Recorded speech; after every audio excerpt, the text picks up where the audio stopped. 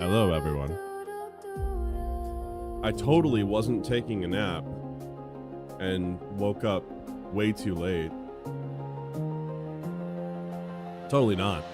Not at all. Not at all. But, let me get this music out of here.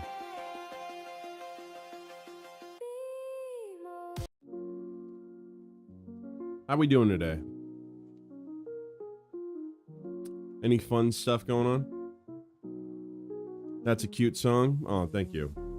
Can thank Creamage for that one.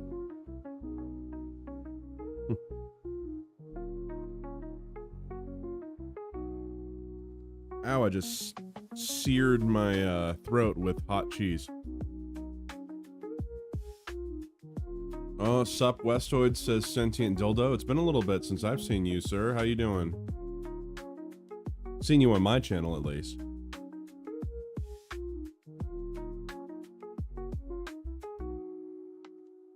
But yeah. No, I totally, I totally fell asleep, after playing some video games with Trung.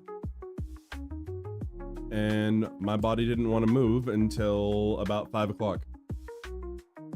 And I looked at the clock, and I was like, oh, I got time. I see it's past time. I'm like, oh shit. You know? Wow. We're gonna be watching some videos today. That's the plan. Maybe if I get bored, we'll do a little bit of a doodle stream as well. Because I wanna do a time lapse doodle of one particular thing. I want to create the thumbnail for the video I'm working on, which is why I hate fandoms.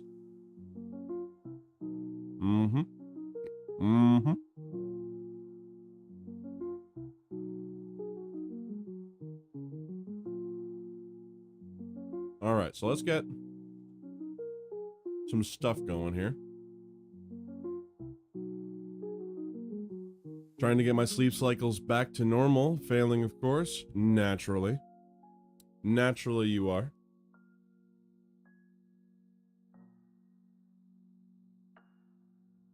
You cannot last forever. You're bound to fail eventually. Hey, Hunty, how you doing? We're going to be bringing up the video here. Mystics Vegeta, good morning or afternoon. How are you doing? Give me 1 second. I'm gonna mute myself for a moment as I just like cough. You might see my little character move, but you're not gonna hear this.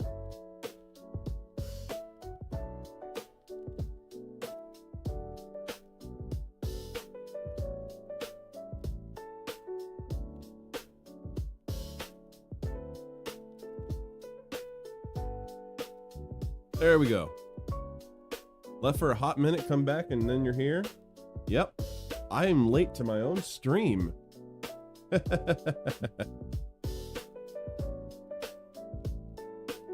Oh. Tried to chill with us last night, but didn't get the mic to work. That's okay.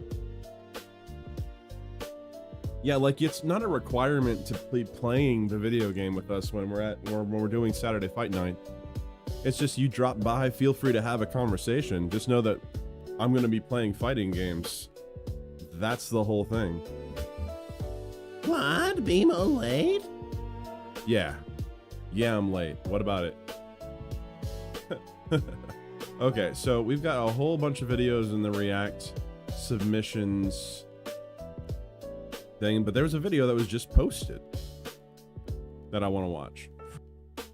It is called How to Take Storytelling Beyond. But there's a couple of other things that we want to watch. There's a video about the back rooms. I think actually we want to watch that first. That one seems pretty neat. But we're getting the slop going. So I'm going to have to take this media player and move it over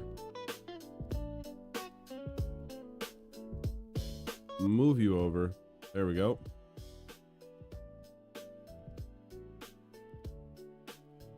All right.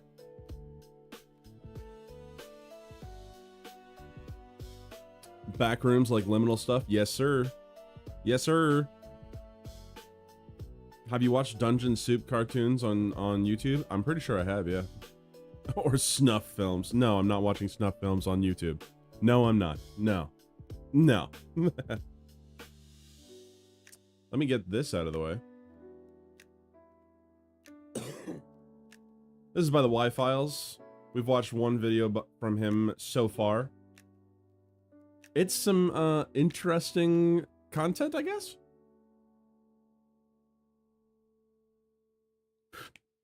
Hello, Mollycoddled. How you doing? He's watching for no. No, and you can't make me. All right. I'm just gonna keep the quirky lo-fi on just in the background. And yeah, subscribe to the Y-Files. He has some long form videos that are just all about it. You guys ready? We're gonna get this going. In the past year or so, 3 internet mysteries popped up what the heck? that really got my attention. That should be over here. Let's fix that. Is that better? They may seem very different, but trust me, they're connected. The first one is about a girl who found a door in the basement of her Airbnb. How's that, guys? She opened it, and inside there was an abandoned shopping mall. The second story is about Javier, who woke up in a hospital in the year 2027, in an alternate universe. In his version of the future, everyone on Earth has vanished. He's the only one left, and he has the video to prove it. The third mystery is known as the back rooms, a reality adjacent to ours that, if the conditions are just right, you can accidentally fall into. Then you find yourself lost in an endless maze of dingy carpet, fluorescent light, and yellow wallpaper, and around every corner are things and stuff. So yeah, this is basically what he does. He just looks up like weird conspiracy, like internet creepypasta stuff, and he'll talk about it. And then he'll at the end try to figure out, is this real? And usually the answer is, I choose to act as if it is real. So we're gonna keep it going. An abandoned mall, a deserted world, a maze in another dimension. What do these have in common? Also, this frickin' fish. Can you see this fish over here? He's got a mouth plastered onto him. That's an endless supply of content. I know, right? Will he mention House of Leaves? I don't know if he will, actually. Also, hello, Dudicus. Terrible I've not places seen to this have video. a vacation.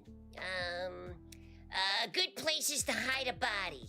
What are you doing? Hello, you asked what those places have in common. I'm answering your question. I was being rhetorical. I'm trying to build drama and You're suspense. rhetorical. Oh, well, you're on the wrong channel, buddy boy.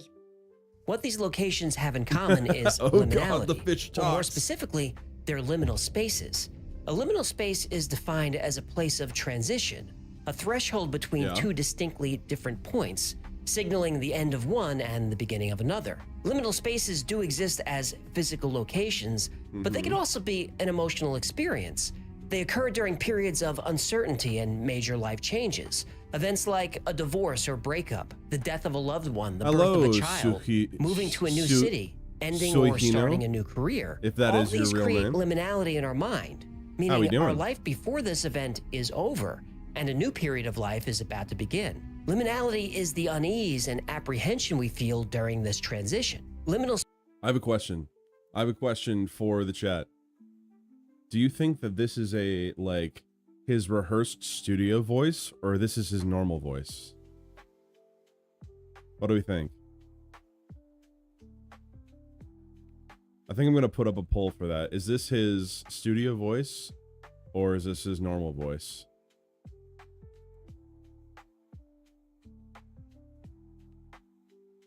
Is his...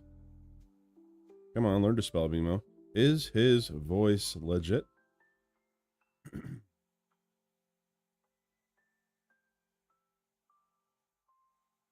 Normal voice or fake studio voice? Let's get that poll going. All right, we're going to keep this poll up through this video. Broadcaster voice, maybe. Spaces in the real world are a bit more difficult to define, but you know one when you see one. Tsukihino, Think all of right. an airport in the middle of the night, school during summer break, a house just after someone moves out, or in this case, an accidentally discovered abandoned shopping mall. Bro got his balls snatched.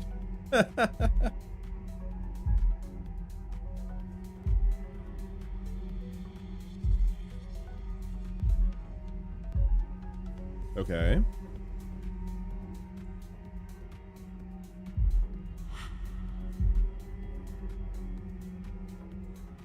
Now, you could tell by the video that she's having fun, but she's also... What's funny to me is that most malls are abandoned. This isn't actually that, like, significant. Malls have been, like, in a mostly abandoned state since, like, 2019. Are empty buildings supposed to be scary? Yes. Yes. Master Caecilius, Master K, I have done overnight security. And that's how BMO is going to sound in the future when his boyfriend takes him. Ew. That's nasty. But I did security for a hospital. And there was no one basically in the hospital except for a very specific centralized point where all the patients were. And walking through that hospital in the middle of the night was creepy as hell. It was creepy as hell.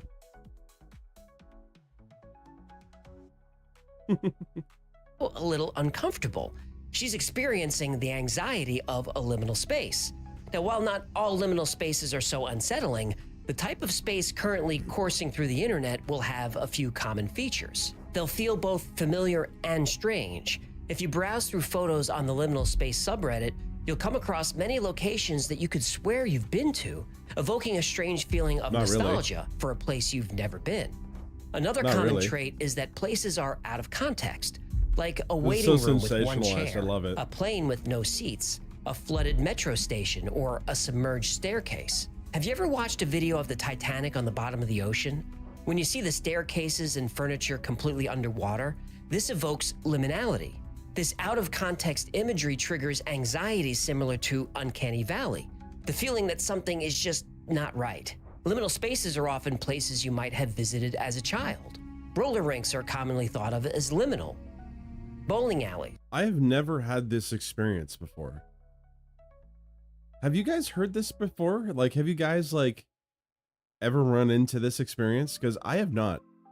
Not at all.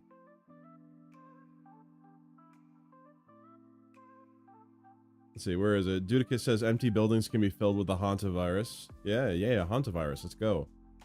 Dildo says, were you haunted by ghosts of kids whose parents couldn't afford their treatment? No. No, there were no ghosts. There were just some homeless people.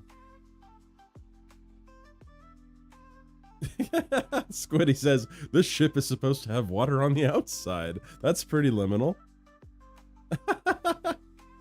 You started tuning him out already, Molly? Wow. We've got a long ways to go.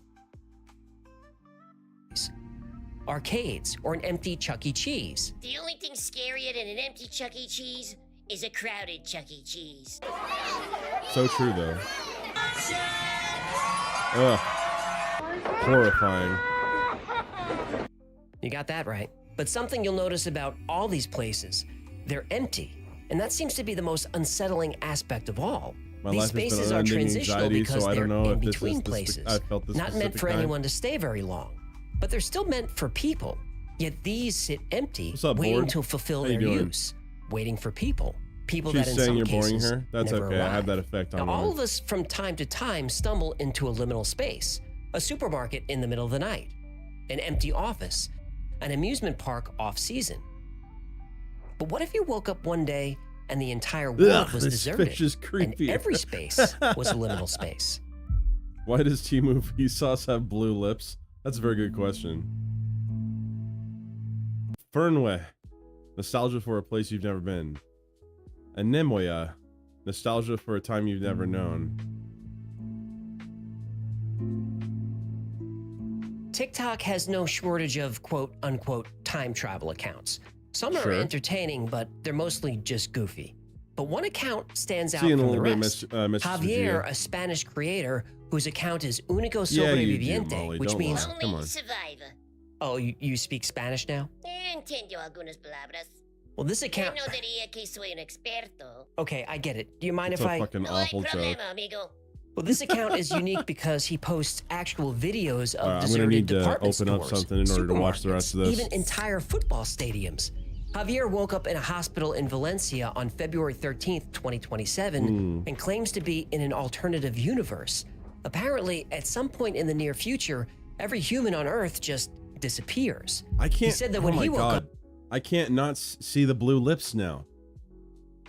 Why did you do this to me? You've cursed me with this knowledge.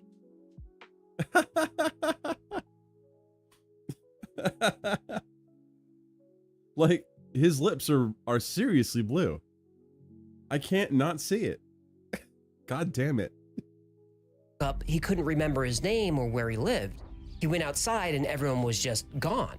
Everything appeared just like 2021, He but sucked a electronic Smurf. devices showed 2027.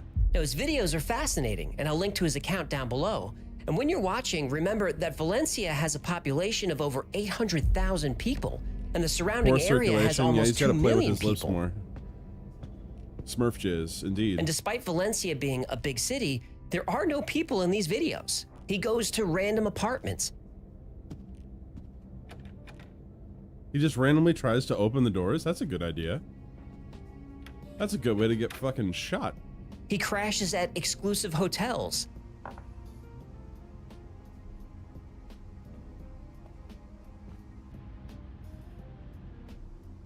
Mm-hmm.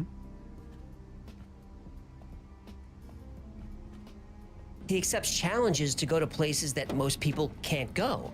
Fire and police departments. Does that Anamoya thing to He me? even steals a few police cars. Okay. Ah, yes. Stealing a few police cars. Good idea. He goes to a military base. Some skeptics claim he's recording all this early in the morning. He responds by recording skeptics. himself walking by public Some signs with the skeptics. time on them.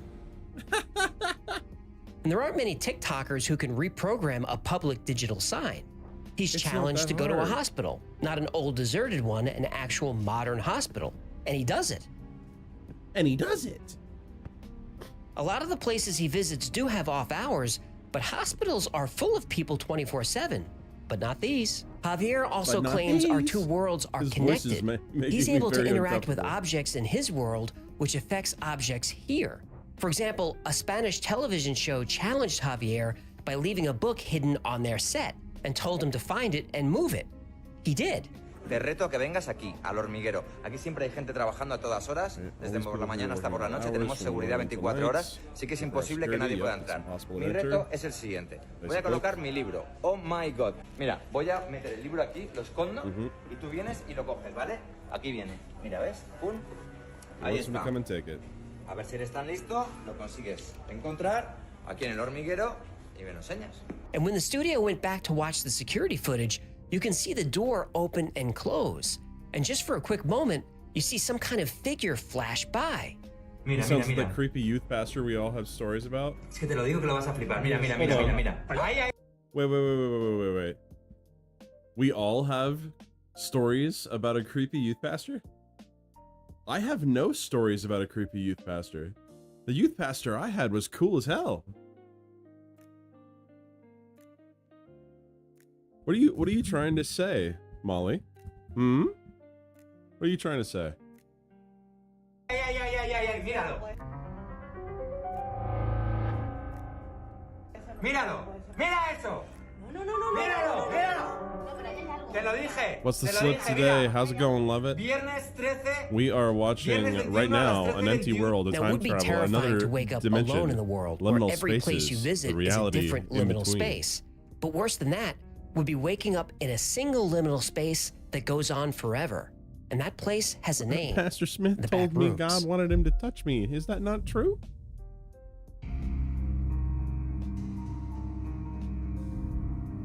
The Backrooms is an internet mystery that began like many internet mysteries do, on 4chan. Someone asked members to submit disquieting images that just feel off. An anonymous user posted this photograph. Everyone who saw the image agreed it was strangely familiar the but Backrooms. unsettling, though nobody could explain why. Finally, a follow-up comment described it. If you're not careful and you no-clip out of reality in the wrong areas, you'll end up in the back rooms, where it's nothing but the stink of old moist carpet, the madness mono yellow, the endless background noise of fluorescent lights, and maximum hum buzz. And approximately 600 million square miles of randomly segmented empty rooms to be trapped in. God save you if you hear something wandering around nearby, because it sure as hell has heard you. No clip? Well, no clip is a video game term. When two objects overlap, Yes. that's clipping. No clipping means crossing boundaries in a game that you're not supposed to cross, and ending up in areas not meant for the player. The Backrooms theory says it's possible to no-clip into a Will do, different boss man. reality adjacent to ours. Yeah, no a creepy reality pastor in you're my not past, meant to indeed. ever see. I mean, Remember, didn't have liminal creepy youth spaces are pastors. There transitional. were some You're creepy not supposed to stay there pastors, very but, long. like, You instinctively I want to didn't get really stay out at those to move churches for on. very long. The back rooms are unnerving because you can't. It's an endless liminal space with no escape. Something about the back rooms connected with people, and an entire culture was organically developed around the concept. Completely community-driven, the back rooms has become crowdsourced IP with its own. This was another thing that was ruined by frickin' Reddit. The fucking back rooms was an interesting thing, just like SCP, and then it was ruined by too many people going like, what if I put a meme dimension in here? I hate people, is what I'm saying. own canon and lore, and there are now hundreds of levels of back rooms, each with their own stories, their own rules, inhabitants, objects, even hazards. Fans can contribute to the lore through a few different wikis, completely dedicated to the back rooms. Still, the back rooms lived in dark corners of the internet. What brought the concept to the mainstream was a series of short videos by a creator named Kane Parsons. Using an ingenious combination of live action and 3D animation wrapped in a low-tech package, What's with the Western these creepy videos give us pastors? a We never glimpse had of that what stuff being here. Our trapped in the pastors back would just hit us rooms with would a feel stick. like. The videos also prove that liminal spaces are not a Sentient fringe dildo, theory. aren't you, Millions like, of people have watched in the these. UK? Clearly, the concept of liminality is universal. The video series begins with a group Like, of kids shooting dildo, what looks where like are a you student from? film in 1996. The camera operator suddenly no-clips through the ground and falls into the back rooms. A little more. A little more. You got it? Yeah. You're Croatian, so the Catholic Church would still touch you. Hello? It doesn't take long for us to realize that we're not alone in the back rooms. There's some entity aware of us and seems to follow us through the maze of empty yellow office space. Hello? Some moments are definitely scary. Oh my But gosh. even when not being outright So scary. terrifying, the entire series I'm is shaking in my unsettling. booties. As you, through the eyes of the lost cameraman, explore the back rooms, you have a sense that you've Soviet been here before. Croatia. I certainly You have. touch past There are it. certain angles and ways the walls are arranged that remind me of offices that I've worked at different points in my life. I worked jobs No. where the only light was overhead bulbs, and the only time you'd see the sun or the sky was if you were lucky enough to run out for lunch. There is no way. This dude's just playing it up. I'm gonna give this another 5 minutes. If it's not interesting by 5 minutes more, I'm gonna switch to a different video. We've got another video that's about Freerun. If those of you know the anime Freerun. That was my job last year, actually. For anyone who's worked in an office like this, there's a feeling of claustrophobia, of being trapped like a prisoner, where time seems to slow down Or and we could also hours watch a feel video like they of last Hawaii for is days. fake. Unfortunately for people trapped in the back rooms, time doesn't exist at all. There is no past and no future, so no brief respite for lunch, no exhilaration at the end of a long, boring day. The only time is the present, and like the space itself, the present is infinite. Eventually, our hero discovers graffiti No, on a wall Dildo, which I tells think him that to you, stay still. That turns out to be a terrible idea. bias. It's not a Westoid phenomena. After fleeing Anytime from the that there are entity, people in we're power, taken they to will try various to abuse locations their which power are upon essentially people that do not recreations have of that common power. photos of liminal spaces. The empty apartment, happens. the deserted quad. And Kane's short film then builds on tried and true horror movie tropes like pursuit, claustrophobia, disorientation, and of course, the jump scare. Oh no. Kane's subsequent videos build on the lore of the backrooms. The tone shifts from jump scare horror into more of a dystopian sci-fi thriller. It seems that there are ruptures in our world that allow people to accidentally pass into the backrooms. This explains why the number of missing people is on the rise. Eventually, a corporation creates a prototype machine to access the backrooms. And this is hailed as a world-saving technology because the backrooms are so large, hundreds of millions of square miles, they can be used for storage, housing, even transport. Now, of course, things go wrong along the way. We have researchers trying to map the backrooms, getting lost, and falling into different levels, and all kinds of chaos. How does dude manage to make this sound so fucking boring? Marvin, get the camera over here. Across? Fine, just hurry. Okay. Okay, watch it. Whoa!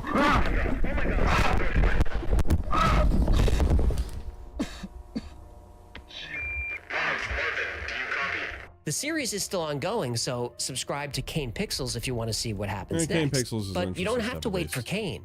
Other creators have picked up the mantle and attempted to continue the story. I think we just saw someone running. I'm sorry you fell, bro. What the hell?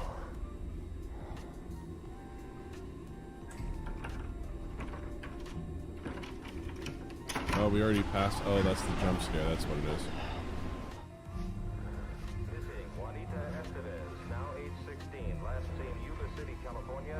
It's the weird podcasting tempo of speaking. I don't think I would listen to a podcast very long if that was the case. Can you help me get down? There's something up here. Please. Stay right where you are. Stay right where you are. We're gonna try and get you down. To me, all these versions are equally interesting and unsettling. The Backrooms concept has spawned other media as well. A viral TikTok shows someone using Google Earth to zoom in on a location in Japan. As they move inside the building, we see the familiar voids. wallpaper, I heard about this. carpet, fluorescent lights, and this time, different objects and entities. Indie developers are publishing video games based on the backrooms and liminal spaces. Anemoiopolis is one that looks interesting. It combines the uncanny liminal space concept with classic first-person horror I think and it's a pitch of his puzzle-solving voice. elements. I agree. And liminality may seem like the cool new thing, and it's no coincidence that its popularity surged during COVID lockdowns when everyone was feeling isolated. But the concept has been around a long time. The phrase was created by Arnold van Gennep in his book Rites of Passage, released in 1908. And Gennep was more focused on life experiences, like transitioning from childhood to adulthood, Release say the graduating Doom high wad school, my or house. moving to a new city. I don't know what that And means. this concept of an in-between place, whether physical or emotional, has been explored in media and pop culture for years. Rod You're Serling so true, famously though. said, He does have a It is higher middle voice ground than between light Sedge. and shadow, between science and superstition, and it lies between the pit of man's fears and the summit of his knowledge. Now, The Shining that's a is an porn entire mustache. movie based around the idea of liminality, the abandoned hotel, spooky hallways that go on forever, and you never know what lurks around each corner. Man, Horror I haven't movies seen The like It Shining in Follows so and long. Silent Hill also used liminal spaces to amp up the creepiness. And recently, the Apple TV sci-fi thriller Severance uses liminal spaces as a backdrop for the entire series. The large, empty spaces, hallways that create such a confusing maze that you have to draw maps to find your way around. And the dual reality concept of Severance is similar to the Backrooms. You have one reality where you live your life as you normally would, but when you get to work, you are severed from this reality and transition to a new reality, a reality comprised completely of liminality. And you can't have a post-apocalyptic story without liminality. That feeling of being the last person on Earth, walking through spaces once teeming with life, now left abandoned and forgotten. The human brain is not wired for this kind of isolation, which is why these tropes are so effective. And speaking of the apocalypse, decent show. let's circle back to our 2 other mysteries and see if we can figure out what's really going on. Is that... Javier, the lonely survivor. I feel like I've lost interest in this, guys. Like, he is just... His yapping knows no bounds, but it feels like there's very little substance that he's bringing out. I'm going to elect to stop this right here and move on to a different video. That of Hawaii is fake. I don't know if you've heard or not. This is Count Dankula. Subscribe to Count Dankula. Unless you don't like Count Dankula, then don't subscribe to him. But he's the one that we're going to be watching. Nuke that ninja. Goodbye. Alrighty. Dank rules. Dank is okay. Dank is okay. He has his moments. Alrighty, then we all get to watch a new Dank vid together. Peba, praise be upon him. Alrighty. Make sure to subscribe if you want to watch more of this dumb shit. Alright, let's go. There's a very fascinating island out there. An island that one would call weird. A sunny paradise full of Polynesian people and the archetype of children's drawings of a generic exotic tree. Perfectly placed to be of great strategic interest to the bad guys of World War II. An island that has fascinated my staff a great deal, because nothing that you think you know about it is real. Yeah, it turns out that a lot of stuff from and involving this island is completely fake. You've all been pestering me about it for months to make a video about a weird island, so here it is. And I'd hate to burst your bubble, but Hawaii's fake. Love this intro.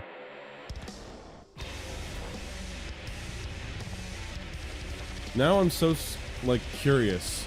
What does Hunty have against this guy? I still want to know the details of what happened between him and his ex Sue. They seem so good together. I'm not parasocial enough to know.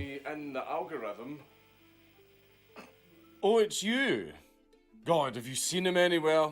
I miss him so much. He's the most important man in my life, and I don't know where he is. Yeah, you do know him. He's the gold standard in flavored air devices, after all. Oh, we're going to Fume? That's right, it's none other than Fume. Alright, I will say something about Fume here, alright? Fume helped me quit vaping. I can actually vouch for its success. I do also think that Fume as an ad campaign is really cringy. It's really cringy. Because it's now being marketed to people who are not trying to quit smoking or vaping. But it did help me. It did help me quit vaping. I do not vape. I used to have a big problem with vaping. Picked up Fume. That was a good hood replacement. And then I vape occasionally. Not really much anymore. Gotta grow to business. Indeed. Alright, so we are going to skip the ad. But since it is a new video... If you are interested in trying Fume, hit this right there, tryfume.com/Dankula. I can vouch for it working. It does work. It helped me quit. .com/Dankula for a free topper with your journey pack. Again, scan the QR code on the screen or go to tryfume.com/Dankula for a free topper with your journey pack. Birds specifically in Hawaii. Before we get started, I know I'm going to sound like a bit of a pedant at first, but the intent of this video is far from just aping that one subversive horrible history song. Just bear with me as we get the creamage. That's what caused me problems by going through all of the Hawaiian stuff that isn't actually even native to Hawaii, but is actually Polynesian TM. or it's a foreign invention that the natives adopted, or it's based on stuff that colonizers brought over in the last few hundred years. Hold on. Wait a second. Hold up. Wait a minute. Did you notice? Did you notice all of this caveating right now? All of this caveating going like, that's not really Hawaiian. Even though it's colloquially known to be something that you would get from Hawaii. Or something that's been important in the culture of Hawaii for over 100 years or so. It's not really Hawaiian because it came from someplace else. It's a dumbass authenticity argument. No true Scotsman. Years, or it's stuff that was just flat out made up for tourism. Bluntly putting it, Hawaii doesn't actually have a culture.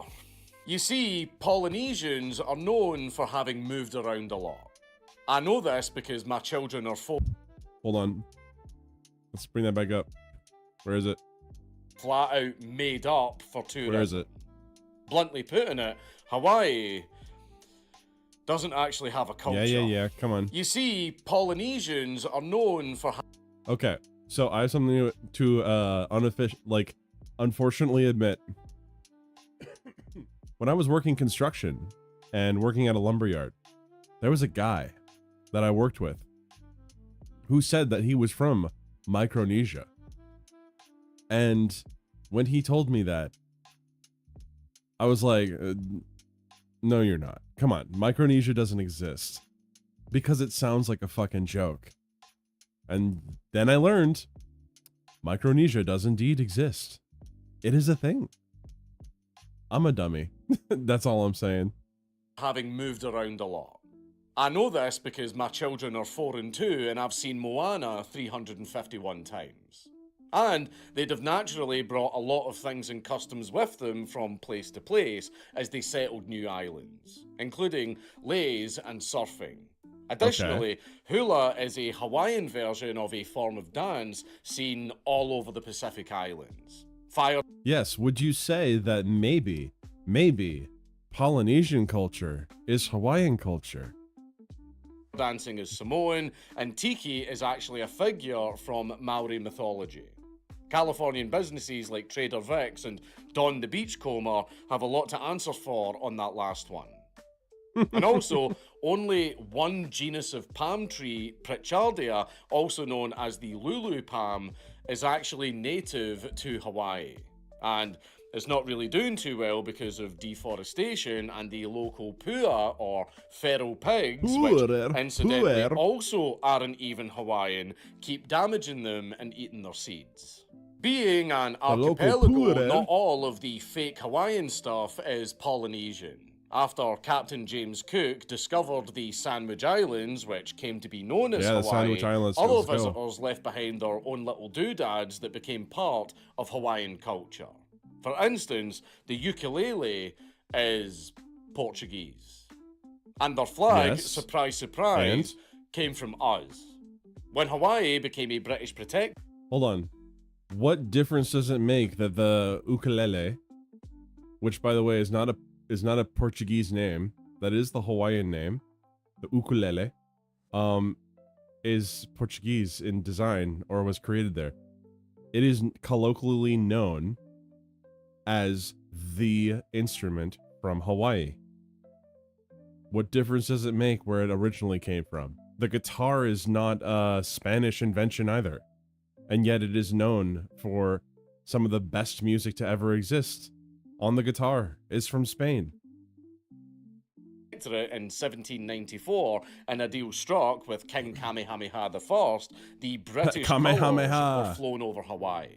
Then from 1816 onwards, their official flag had the Union Jack in the canton and varying numbers of stripes, depending on which visitors you asked. But after 1843, the stripes were all of it is no true at Scotsman, 8, Dildo. one for each island. Essentially, Hawaii had never had a flag before. They just saw ours, thought it was neat. Yes, Kamehameha is a Hawaiian name. And they kept it. Kamehameha. This is going to be a running trend with this place. Spam. considered a very important cultural delicacy in Hawaii, is not All fucking right. Hawaii. Important question. Important question, chat. All right. First of all, do you eat Spam? Do you eat Spam? Second question. Do you eat it raw out of the can or do you cook it? Two important questions I need an answer to. Never had it? You've never had it? What? That's crazy. Having been introduced there due to rationing during World War II and hoarded by the locals out Oh, of that fear stuff is that gross. the shipments would stop. It's pimple The meat. culture of hoarding still exists today. So it's no wonder that Spam became a staple because it's fucking everywhere. Wait, we actually hate Spam in the chat? What? Spam doesn't taste bad. I have in both. Please don't judge me. Too late. Is Hawaii like a total recall place? Indeed. Indeed. Like, 100%. Like, Spam, I don't think Spam is gross. Not gonna lie. I think you can have too much of it. But, like, Spam itself, you replace that with bacon. It's like having bacon. That's basically how I see it. It's just a salty meat. And it doesn't taste terrible. It just tastes like salty ham. I don't know, guys. I think that there's a lot that can be done with it, and I think, like, hating on Spam, I don't think you've had enough Spam. Or you've had too much Spam. That's a different thing. Too much Spam, I can understand. And speaking of Spam and World War II, Japan. Being smack dab in the middle of the Pacific, Hawaii is notable for its very large Japanese population, as large as 40% in the early 20th century, which is more than large enough to make its mark. For instance, the iconic Spam Musubi. Yes. I mean, I'm telling you right now, Spam Musubi tastes good. It tastes good, guys. It does taste good, especially when you get that teriyaki, sweet teriyaki glaze on that salty meat. It is so good. It is so good.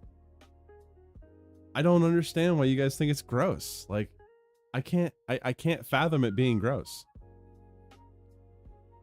No, like, I'll never eat that on its own.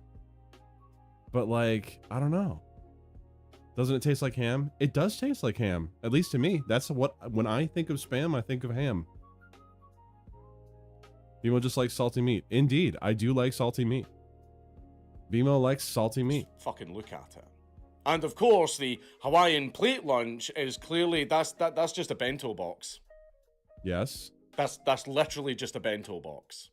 Yes, would you say that Hawaiian culture is a lot of Asian cultures mixed together? Because it's one of the highest immigrated places from Asia? They'll come to America by coming to Hawaii? I don't know. Another low-hanging fruit is the fact that the Hawaiian shot was actually invented by Japanese immigrants, with the term aloha shirt being coined by a tailor named Koichiro Miyamoto. Not actually being made of recut kimonos, but made out of the same fabric, with funky designs printed on them. But that's all fine. Because what that horrible history song actually meant. Ooh, Little Miss Anonymous says, I take Spam and chop it up into little cubes, fry it up, and get some crispy edges on it, and eat it with mac and cheese or shells and cheese. Amen, sister. Let's go, Little Miss Anonymous. What the fuck is this? Bimo loves the taste of spammy smegma.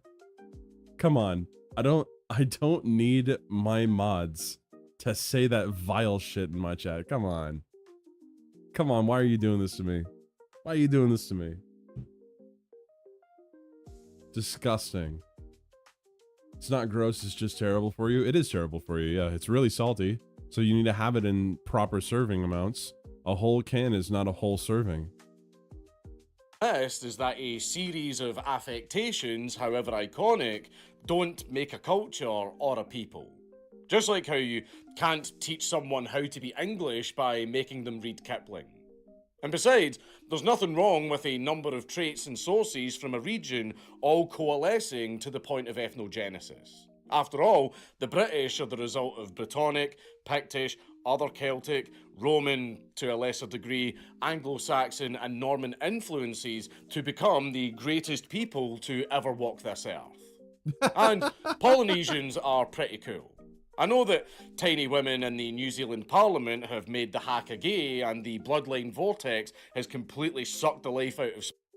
Just to a lot of the talent backstage when they're asking for advice, maybe change your last name to Fatu or something.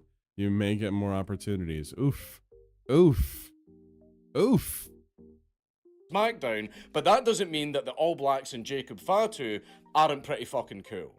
So, imagine what would come of all of their best traits if they were all brought together into a single cohesive culture. And keep imagining, because that never fucking happened. And I'm actually quite annoyed about that.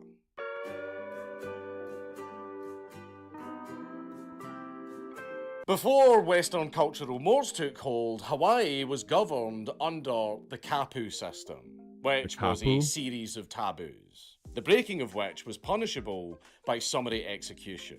The most relevant of these taboos was that women couldn't eat with men, and they also couldn't eat pork, reef fish, or bananas. But what's interesting is that the kapu was suspended for a mourning period between a chief's death and his successor taking power, giving rise to a great degree of every kind of vice and licentiousness that Slanesh would want, including co-ed banana eating. Co-ed banana eating. It's weird that that's both a euphemism that's what my chat wants and me to do. also literally what happened. All of this was allowed because, one, the people were considered to be so out of their minds with grief at the death of their chieftain that such heinous acts were excusable. And two, for that period, no one officially had the mandate of heaven. So, who was going to enforce the law and stop them? Most importantly, the first act of the new chief, who was sequestered away from all the debauchery during this period, was to reinstate kapu as a way of formally taking power. But banana eating stream when? Never. Because you're never going to see my face. He wanted to, but his ascension to the throne saw his power very diluted by power grabs by some relatives. He was also fairly weak. A playboy gambler who liked drinking, military trained but no warrior, raised to rule but not really a statesman. Therefore, he was undermined by his father's favourite wife, the very picture of the Longhouse's devouring den mother, Queen Regent Kahuhumanu. You want ASMR? Do you really want that, Tilda? Is this really what you desire? You want me to be right up next to the microphone? I'm sorry to the entire chat for this.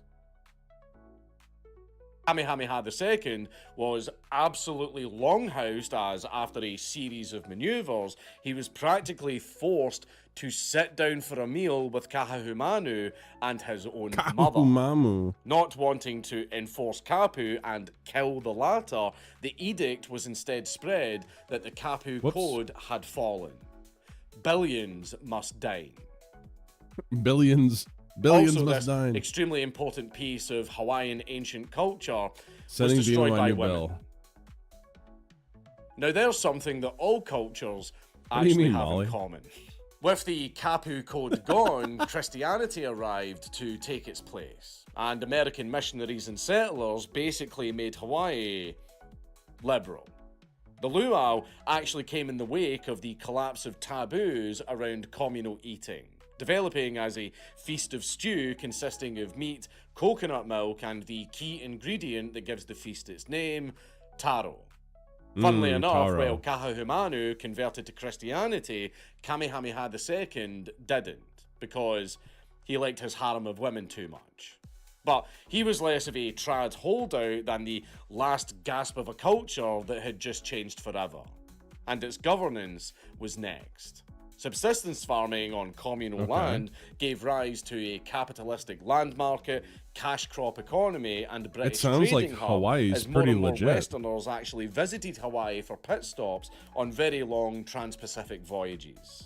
The Paulette Affair of 1843 was really the beginning of the end of Hawaiian sovereignty, because while it was happily resolved at the time, it was more than a bit of a I'm still sign curious of as to what why was to Hunty come. hates At the banks so time, much. Hawaii was courting foreign investment but refused to sell land because it Master Caecilius.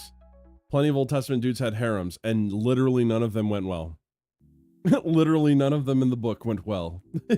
I feel like there's a pretty good message that's being said in the Bible, because every person that has been pointed out to have a harem and have multiple wives ends up either being killed by one of those wives, or they end up having to kill all except for one, because everything goes wrong. The message was pretty clear. all belonged to the crown in a feudal system. Feeling hard done by, the British consul complained about rights being denied. True, And that is the message. Rear Admiral Bitches be Richard crazy. Thomas sent Captain George Paulette to investigate. Paulette contacted Kamehameha III to get to the bottom of things and requested an interview. When Kamehameha responded by sending an American envoy instead of meeting with Paulette himself, the latter took that as a personal insult. He accused the American of faking Kamehameha's correspondence, and he just literally annexed Hawaii over it. Then, Kamehameha sought help from the Americans to undo this by appealing to London. By the time word had reached Thomas himself, Chinese whispers had taken hold. So, he sailed to Hawaii to meet Kamehameha personally and see what was going on. And he essentially responded by saying, Paulette did fucking what? And he ended the occupation of Hawaii on the spot. Then, Britain and France signed a declaration essentially protecting Hawaii's independence from themselves. The Americans were also invited to sign it, but they refused. For now. In the business, we call this foreshadowing. What's up? All this time I thought you were a big Adventure Time fan. Turns out your name just begins with B. Isn't the only thing Betrayed. that makes Hawaii a very important part of America's relationship with Asians. Because for a time, Hawaii was also I had my name before administratively Adventure Time was even a thing. which enabled some very interesting geopolitical What's up, Groovy? maneuvering. This little tidbit is courtesy of Africa-chan, who is having a little bit of a Wu-Tang phase at the moment. Hawaii was actually once used as a staging ground for funneling Asian agitators into the United States. Sun Yat-sen was looking to raise funds and support for a revolution against the Qing dynasty. And since the Yanks are always down for a good old regime change, they would have loved to have him. However, the Chinese Exclusion Act was in full force because the US labor market was a little bit too much to Elon's liking. Sun Yat-sen would have been deported if he had entered the United States. Did I just see him mention H-1B visas? Asian agitators? You mean my in-laws? Full force because the US labor market was a little bit too much. Oh my lord. Oh my lord. While Trump voters work for minimum wage. That's not propaganda at all. To Elon's liking. Sun Yat-sen would have been deported if he had entered the United States without some proper documentation. Fortunately for Sun, he had been educated in the territory Well, you would wear a Hawaii. Hawaiian print Crucially, emo. not the state I do not of own a Hawaii single in Hawaiian his print youth. shirts, he was but living I on would Maui wear it, yes. in 1904. So, he was retroactively given a Hawaiian birth certificate to get around the Chinese Exclusion Act and grant him legitimate entry to the United States.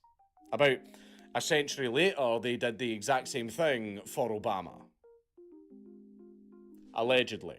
But to rewind a little bit. Put it on throne? Remember when Hell I said no. that Hawaii developed a westernized labor market? Well, that's a result of a huge edict called the Great Mahele. a land reform carried out in 1848 I think it'd be kind of funny by if, like, Kamehameha you know, III, from a let me feudal just dox system my to a more measurements free by putting land clothes on market. throne. Sort of.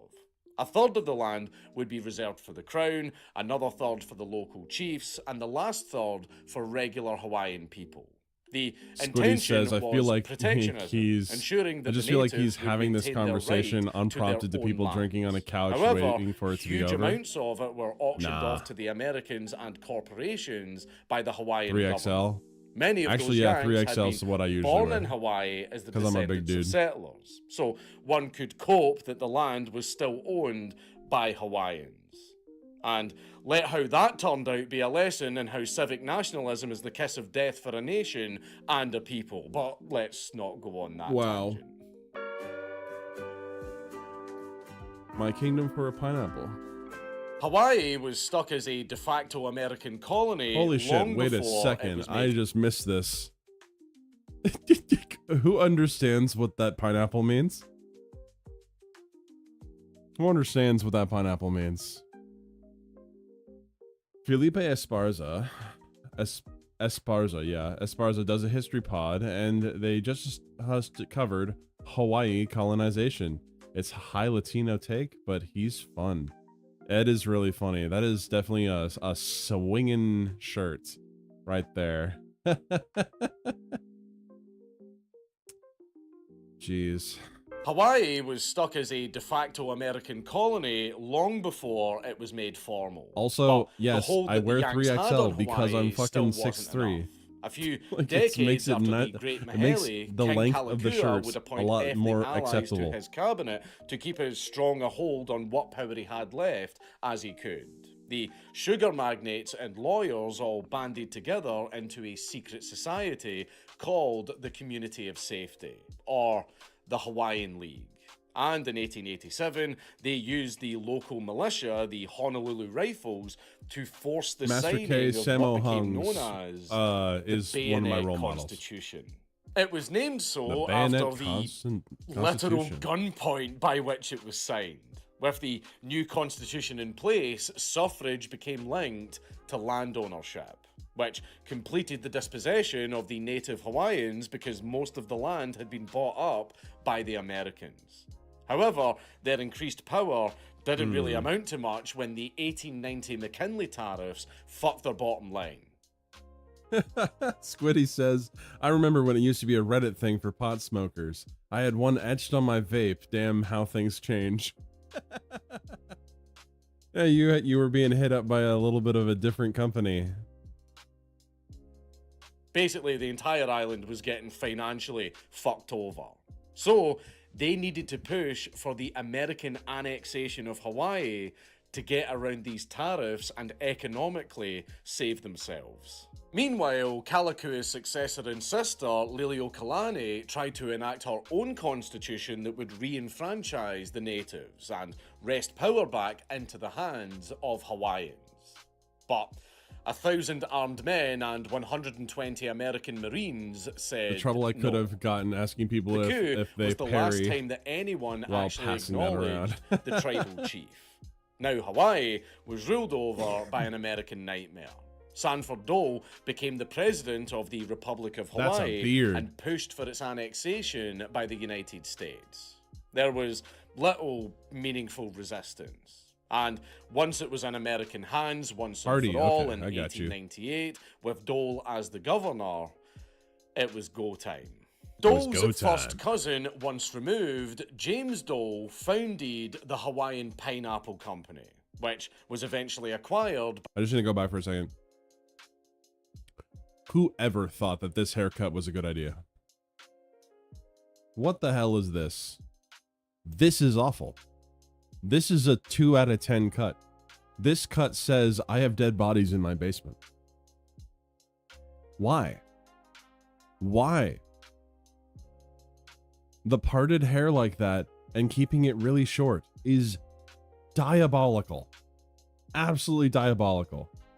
I bet you Dudicus has that cut. And if it's not Dudicus, then it's Peepers that has that cut. founded the Hawaiian Pineapple Company. I headcanon you with which that cut. was Holy eventually shit. acquired Don't you by insult the me like Standard this. Fruit Company. Not to I be will not confused stand with for the it. United Fruit Company. I might sit down the for same it, but I'm not company gonna, that Banana Republic You of fucking Honduras. take that back. You know them today as Dole Foods. James Dole went all in on the Hawaiian TM branding to make his pineapples and other fruit products appear as exotic as possible by really leaning into the exaggerated picture of Hawaii as a laid-back paradise teeming with beautiful scenery and sexy Let's hula go. girls. This created the popular association I've never of visited Hawaii, pineapples by the way. as being Hawaiian. Pineapples are from South America. They're not So? Hawaiian. So? Also, ham and pineapple pizza, being called Hawaiian pizza, was Is actually awesome. invented by a Greek man in Canada. Yes, it's awesome. Hawaiian pizza isn't even Hawaiian.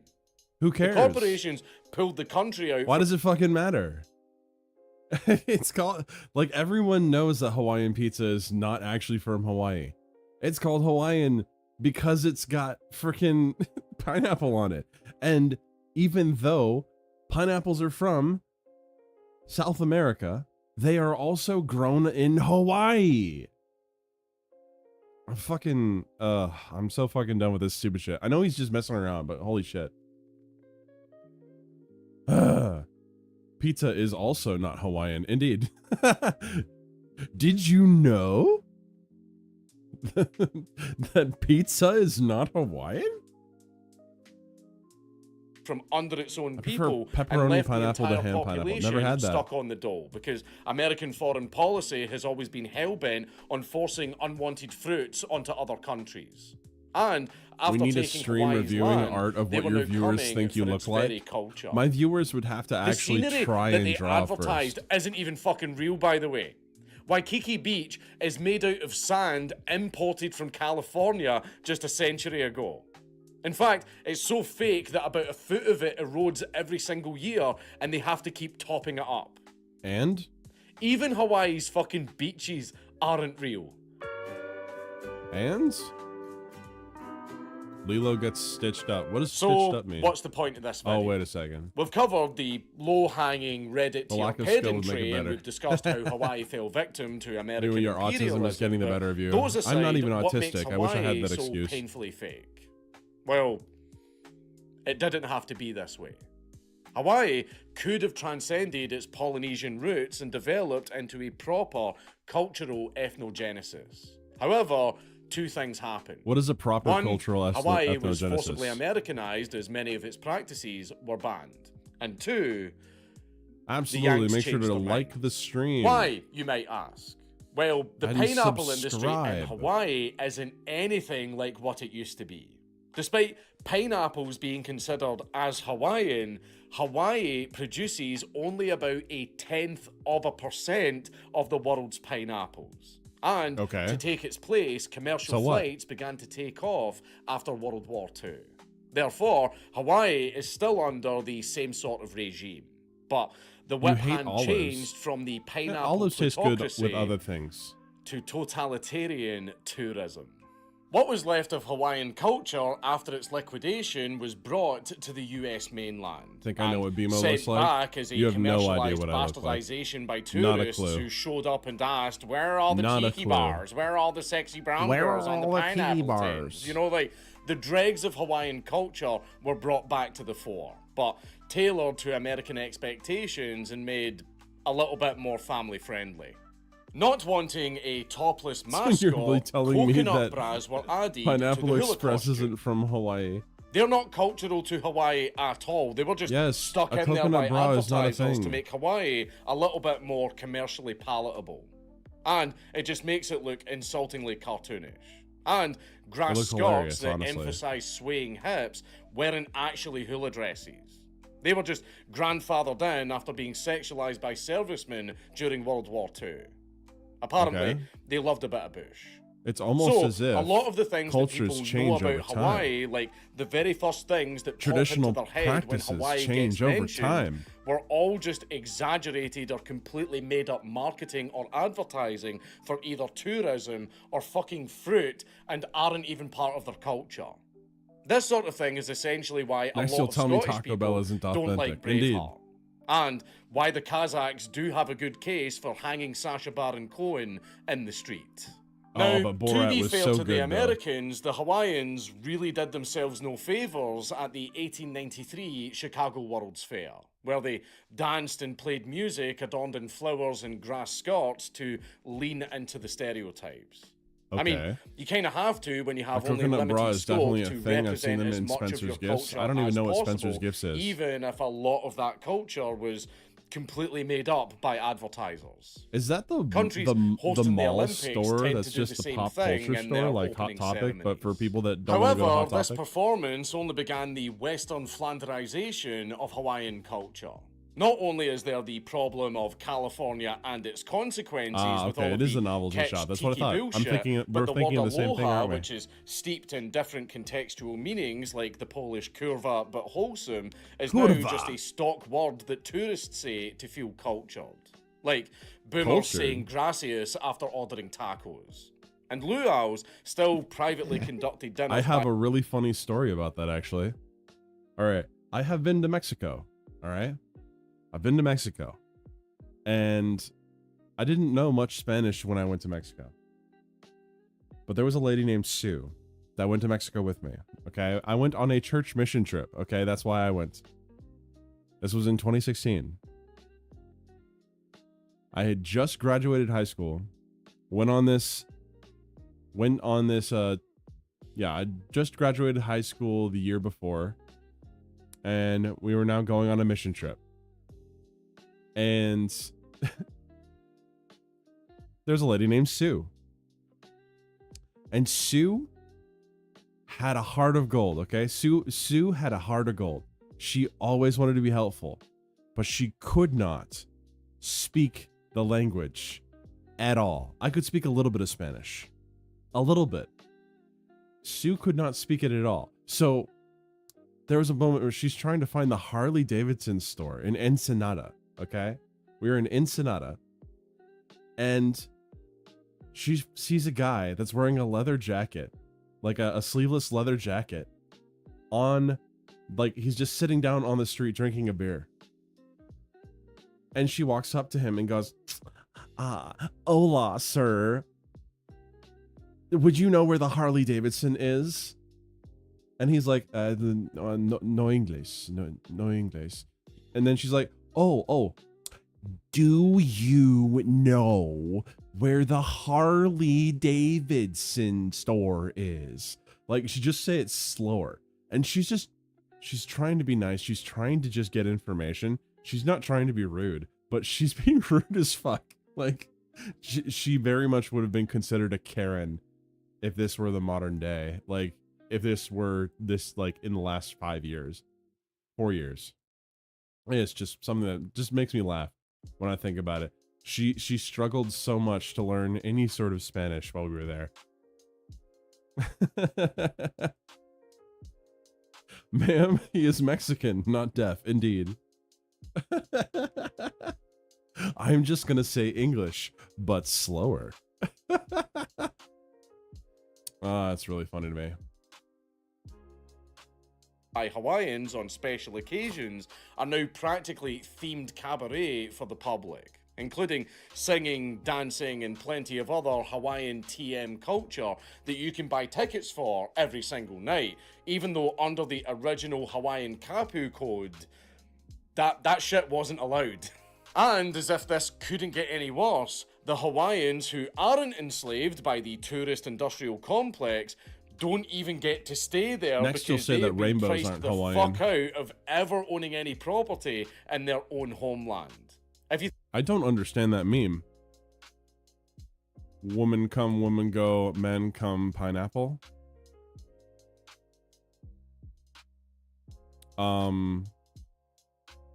Is this an ejaculation joke?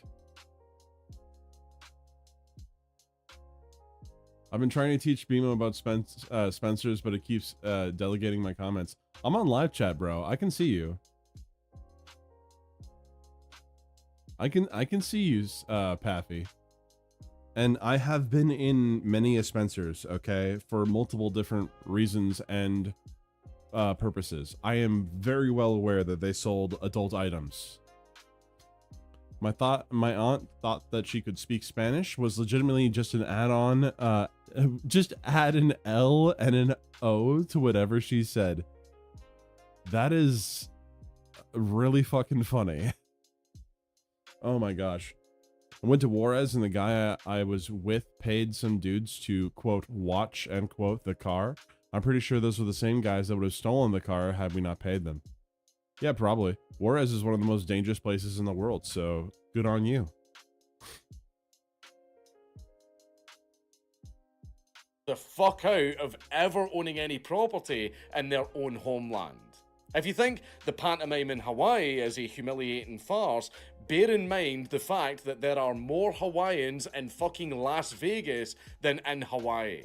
So what? But I suppose this is a bit appropriate considering the fact that fellow vaguely ethnic-coded entertainment slave Elvis is also heavily associated with Hawaii after all of those movies that I've seen Lilo and Stitch. Now, not to clutch pearls about cultural appropriation, but this is it. This isn't a Hoya Heya headdress for Halloween or a Chinese prom dress that exists in a vacuum, but an active throttling of a culture and repackaging it as a consumer commodity. At this point, Hawaii is little more than a cultural brothel, except the pineapples don't make it go down any easier. Their economy is basically just... Oh my god, dude. It's a cultural brothel. But the pineapple doesn't make it go down any easier. Oh my gosh. Oh my lord. Tourism, which is shucking and jiving for mainlanders, real estate, which is selling second homes to rich mainlanders for far, far more than the natives could ever hope to afford, agriculture, which is relying on cash crops instead of growing actual fucking food, and the military, with Hawaii being America's Kaliningrad. Funnily enough, Hawaii was actually almost Russia's Kaliningrad, but we don't have time to get into the Schaefer effect. She also thought Washington, D.C. was in Colombia. We'll find a oh my gosh. port someday, don't worry. Sure, Sure, was the watching coups the and Slop, annexations by the United indeed. States were L illegal watching and the Slop, actually though. fought by Cleveland when he was in office. But the entire history of those islands is a case study of the Schmittian exception. It says a lot that the only palm trees that are actually native to Hawaii are critically endangered, and all of the other ones that you see there all over the place were actually brought and planted there from abroad. So? And there's sadly nothing that the Hawaiians can do about it other than fester in endless torrents of bitter cope. A lot of native Hawaiians are very, very racist and hostile to tourists. Yes. And I really don't blame them. I got a buddy named Sean. He was born in and grew up in Hawaii as a, quote, haole, because he has a white family that immigrated there years and years and years ago. And yeah, he told me about the basically the block wars that they would have.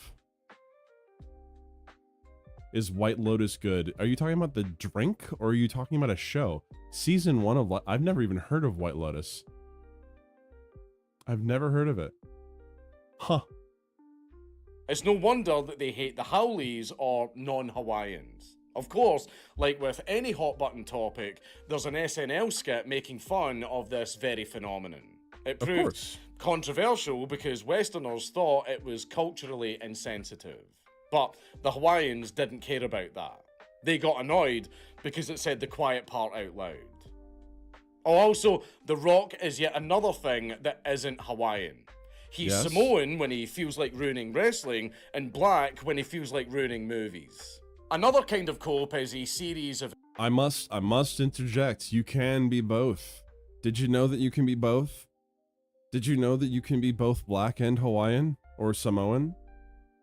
It's almost as if there are mixed-raced people in the world. Dank, you fucking idiot. Initiatives for companies, especially in the service industry, to provide their staff with training and opportunities to study native and local customs and culture in order to disentangle distinctly Hawaiian traditions from the Polynesian TM ones, and do all of them authentically. Unfortunately, I don't see what good that would actually even do. With all the will in the world, the Howleys simply do not give a shit. And it doesn't make their holiday any less of a pantomime in the same way that the diversity disclaimer doesn't make Assassin's Creed real history. No one wants to be lectured at. What? Assassin's Creed isn't real history? This cannot be true. This cannot be true. No. I refuse to believe this. The Templars are the bad guys in every situation, and aliens exist. Okay? Aliens exist. Assassin's Creed told me. While they're on holiday.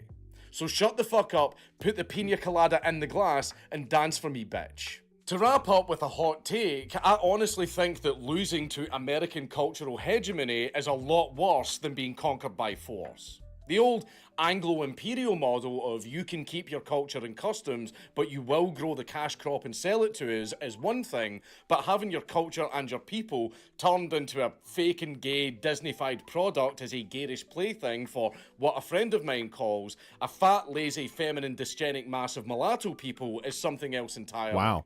At least the redcoats generally left you alone and built you cool stuff as long as you kept the goods coming. Despite hurting in the short term, tariffs and the like are actually good for Europe. Well, they are just the result of an incoherent shit fit by sloppulous Yanks who want everything made in America except for their own people, wholeheartedly aliens support do any exist. My policy that stepdad gets was the one. United States the fuck away from us. Look guys, I love you all very much, but no. No. We should take what they did to Hawaii as a warning and rearm and relearn how to fend for ourselves, because what happened to their culture is essentially happening right now as we're bombarded with America's spiritually corrosive global homo slop, and we mustn't stand for Global homo. Second, to what our own government is doing to us Blow right your mind, now, Bimo. Braveheart isn't real history. I disagree. I'm directly related to some people in that movie. Of the American it is real Empire. history. Come on. I say this because Scottish culture is going down the exact same path as Hawaii. We spent millions adding the Gaelic language to our street signs because, oh, we're so cool and culturally different from the rest of these islands. Oh, man. When I remember when a friend of mine outside wanted me the to learn Hebrides Gaelic. speaks the fucking language because we don't even teach it in our schools. Ask any native Scot who their clan chieftain is and they will have no fucking idea. Ask any native Scot about the Jacobite rebellions and they'll think you're talking about crackers. Put any random tartan in front of any random Scot and ask them what clan it's from and they will have no fucking clue. Any native Scot will tell you that we should protect our culture and our people, and in the very same breath, deep-throat the EU and talk about how we need unlimited billion immigrants for reasons they can't and won't explain. They've just been conditioned to regurgitate that because all their friends do, and they want to fit in by doing a thing that will create a society where they won't fit in. And if you're bored of all of that, you can go up to the main street of any city where you will be assailed with all of the tartan tat shops selling you as many tweed hats, fridge magnets, t-shirts with some quote from Still Game on them, kilts with tartans that you aren't allowed to fucking wear because no, I don't give a shit what Google told you, you aren't in that clan. Why not grab yourself a keychain with your clan symbol on it and buy it from the Indian man who will be behind the counter of a shop like this? You can buy it while listening to some bagpipe and busker playing nearby, yet there isn't a single native Scot nearby that can tell you the name of the fucking song he's playing. And despite the average Scot not knowing a single thing about his own culture, that doesn't stop him. So this is what the whole this is what this entire video is about, by the way. 100%. Creating such an over-the-top Mel Gibson would never lie to us. For the plain loads of Only the styrofoam Jews Scots lie. Yeah, that indeed, come over sure. here from America to tell us my great-great-great-great-grandfather was a McDonald. I'm practically like a lord here or something. I saw Braveheart 47 times while the fat arses are blocking the paths of all of the hype. I appreciate because his they're American 3 footsteps accent. away from heart failure. The saddest thing about every single bit of that, though, is that the average American with Scottish ancestry knows more about Scottish history than your average Scot. The commodifying, exaggerating, or outright fabrication of Hawaii's culture Jewish? is tragic. No, I'm not a Jew. And the exact same thing is happening here. It's no longer about a people, it's about making money from fat tourists. Yes.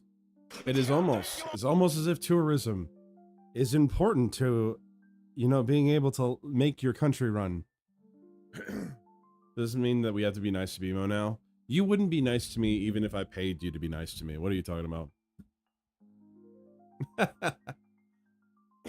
Excuse me.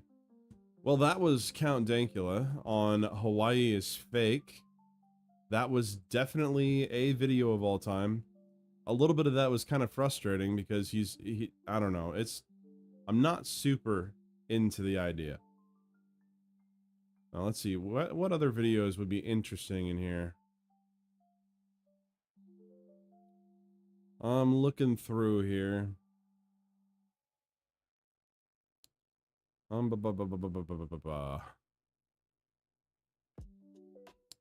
Let's see. Awareness ruined my life. I'll give this a try. I'll give this a try. This is a life outrage. I have not seen this video. It was posted by Goblin Arrow in or Moemasu from the chat. So we'll see how this goes. True, I wouldn't be nice to BMO. I don't even know who you are, Sugihino. Like, I don't even know who you are. Global Homo Empire is good. Are we actually a global Homo Empire? I don't think so. I think that there's a lot of this weird, like, rage about stuff that's supposedly happening that isn't happening. Something I never understood is why Americans with European descent consider themselves that race first, then American, like they're characters in a TV show. Because identity is important in America. Because they all came from someplace, and I dropped something on the ground. Americans came from other places. There are very few Native Americans, okay? People that lived in the land before. So your cultural identity of where you come from is a part of your American identity. A lot of these places are settled, though. They get settled by these different cultures, and then they inspire that place. Like Plymouth in Massachusetts, New England, is different than, let's say, a place in Washington that was settled by Polish people instead of the British. It's going to be culturally different. It's going to have different historical ties. That is a part of your American identity. That's what I'm saying. Now, it is not the same as you saying, well, I'm German. My family came from Germany, because you're not German. You're American. So, but like the heritage is a big thing. Like St. Patrick's Day growing up was pretty important to my family because we have a lot of Irish heritage in our family. So it's just, that's what it is. You didn't know that's what you do. What you mean? What you mean, Groovy? But we'll see what this is. Let's see. What is the anything? Oh, he doesn't even have a description. Okay. We will see what the hell this is. It's okay to be proud of who you are and where you come from. I guess the argument that's being had right now is that you didn't come from that place. That you have no actual ties to that place. That's why I was bringing up heritage. And it's probably what you mean, Squiddy, now that I think about it. But we are going to... Can someone let Hunty know that we're not watching Dank anymore? But I'm going to play this video. We're going to see how this goes. Some days when I feel like, you know, I've come to terms with 17 this minutes, awareness, okay. and I'm able to just accept it and move forward, kind of thing. And then, you know, it's not always perfect. Sometimes I just break down and something disrupts it, you know. And Speaking of disruptions, I feel like this guy needs an actual lighting setup. I can't see this man's face. I do like this shading though. I would paint this. I would paint this shading. I like the backlighting too. I feel like that's pretty neat. What's this whiny shit? I don't know yet. It says awareness ruined my life. We'll see. We'll see. We'll give it some time. I just can't keep functioning, keep moving forward because for whatever reason, I just start seeing the absurdity of it all, and not in a way where Have you seen Man of Tai Chi? I've I've never not been proud of this awareness, if I'm going to be honest, but What kind of awareness? You know, I'm just saying this because there are It's days in a werewolf. when it just weighs on me, weighs me down, and I don't know how to function sometimes. Like, it becomes a problem. I'm gonna laugh really hard if he goes through all of this and he's talking about like just being aware of this and having to carry that weight with me, and then he's just like, I have a really big penis. It's just so long. It's 22 inches. And it's the cross that I have to bear. Like, I'll start laughing. I'll start cry laughing. Whenever I go out, you know, and I go out on the streets or in the city, whatever, and you know, there are days when I can just laugh at it all and just see how absurd all of this is. All of what? And then other days, like, you know, this past week where I just can't fucking take it. I just see he how, swore. you know, crazy and insane everything is. And I just, you know, it's this, I just can't fucking take it anymore. Like, there. One of the best martial arts movies ever. This is the kind of shit that Check it happens, out. and this awareness. Sometimes you're just gonna be like okay with it and just move forward with your life. I want to know And what other he's days talking it just about. takes over you, and it's this really heavy feeling that I have, you know, whenever I. Is there chapters? No, there isn't. And when was this made? July 18th. Okay, so this isn't it. Oh no. Do you see this? Can you guys see this? Let me just zoom in here, see if I can. Oh no. Oh no. Oh no. Oh, I have a feeling I know what this is about. All right.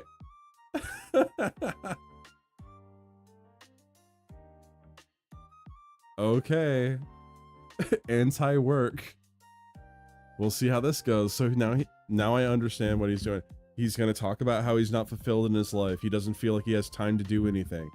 He feels like his whole entire life is revolving around making money. Yes, this is what it means to be an adult and have bills, to understand that it costs money to live. I'm not going to mock him for that. It sucks, but it is also life, and you should get along with it. See cars everywhere. Streets are packed all the time. You know, and the traffic. You know, the traffic is literally the #1 place where you're gonna get to see the insanity of it all. You know, the traffic and just seeing, you know, feeling like everybody's an NPC rushing somewhere. Some people going to the hospital. Some people having to go to school. Some people going to work. You know, it could even be in the middle of What's the day. the deal with traffic? You know, at 12 p.m. and in the middle of a weekday, like Tuesday, Wednesday, and the streets will still be packed. Why? How? What do you mean, why? People fucking do things every day. I watched a battle rap vid of the Burger King versus Ronald McDonald. It was hilarious. I wish I could watch that without probably getting copyright struck. Well, how in the world is this possible? How, you know, we're all going somewhere all at the same time, you know, in the middle of the week. Auntie said she hates you for dank. There is I don't never believe a you. moment when, you know, there is calm or something relaxing. No, it's always go, go, go, go, go. Yes, It's always go, productivity, go, go. productivity all the time. Yes. And, you know, businesses need to run. People need to make money. People going to work. It's all this. Yes. Yes. Is there any problem with anything that has just been said? People need to go to work. People need to get things done. People need to keep their businesses going. People's livelihoods are on the line all the time. How are you watching these videos with no strike? So first of all, they would need to DMCA me, or they have a content ID company that would strike me themselves. Which can't happen. When I tried to watch the raid, they basically blocked my entire video. Despite me removing the entirety of the raid content, they still blocked it. So the visibility on that just tanked. Move to country, something Wong. Of course. Dude is just a nihilist and never grew up mentally. The raid was so good. I wanted to watch a clip from the raid, and I got slapped for it. That's what happened. I got slapped. But we should watch some videos in the Discord about it. The raid people are assholes. Well, they did choreograph a whole lot of really cool fight scenes that you should probably pay money to watch. This machine, I see it all, and the traffic is literally the one place where you can feel it. You feel it in the traffic, deeply, and you feel like, oh, everybody has something to do. How does Everybody's this guy going have here. 13K Everybody's making subscribers? money this, making money like that. It's like it's this constant thing where people are just on Those hats explain it all. the time. And he's got fedoras. you know, Fedora why located. is it always like this? Why does society view this, you know, productivity, being on all the time as normal? You know, why can't we just have peace for once? You know, why can't we just... Hold on. Your definition of peace is not the same as other people. A lot of people find peace in getting things done. I find peace in getting things done. Sometimes I just can't stand to do nothing. I really can't stand to do nothing sometimes. So I would prefer to not have the quote peace that this person is referring to. I like to do things. Just, you know, like relax for a bit. You know, wouldn't the world be a much more better place if we were able to relax, be calm, and just be kind and stuff, all that? Oh no, people rushing. Kind. He just brought in a complete other thing now. He brought in kindness. Move to Montana and find peace. You won't find peace in Montana. What you won't find is a cell signal. Excuse me. BMO is giving me peace of mind. I'm glad. Won't someone think of the children? Yeah, well, he just brought up kindness, which kindness can appear in any of the things that he's describing, but he's drawing a contrast between kindness and the things that he has just derived. Not derived. What's the word? He's pushing down these concepts negatively and saying that these things are like not good and people should be kind, but you can be kind in those things. Americans have been like this for a long time, so you're used to it. Even Creamage would be. My city is more peaceful, busy at times, but not jammed up in the past. Yeah, I mean, if you don't want to live in a city, then just don't live in a city. Maybe a cult compound if you're lucky. Montana is definitely full of a bunch of cult compounds, indeed. You know, people like, you know, you have these people raging on the road. Hey, you skipped me. People speeding on the road.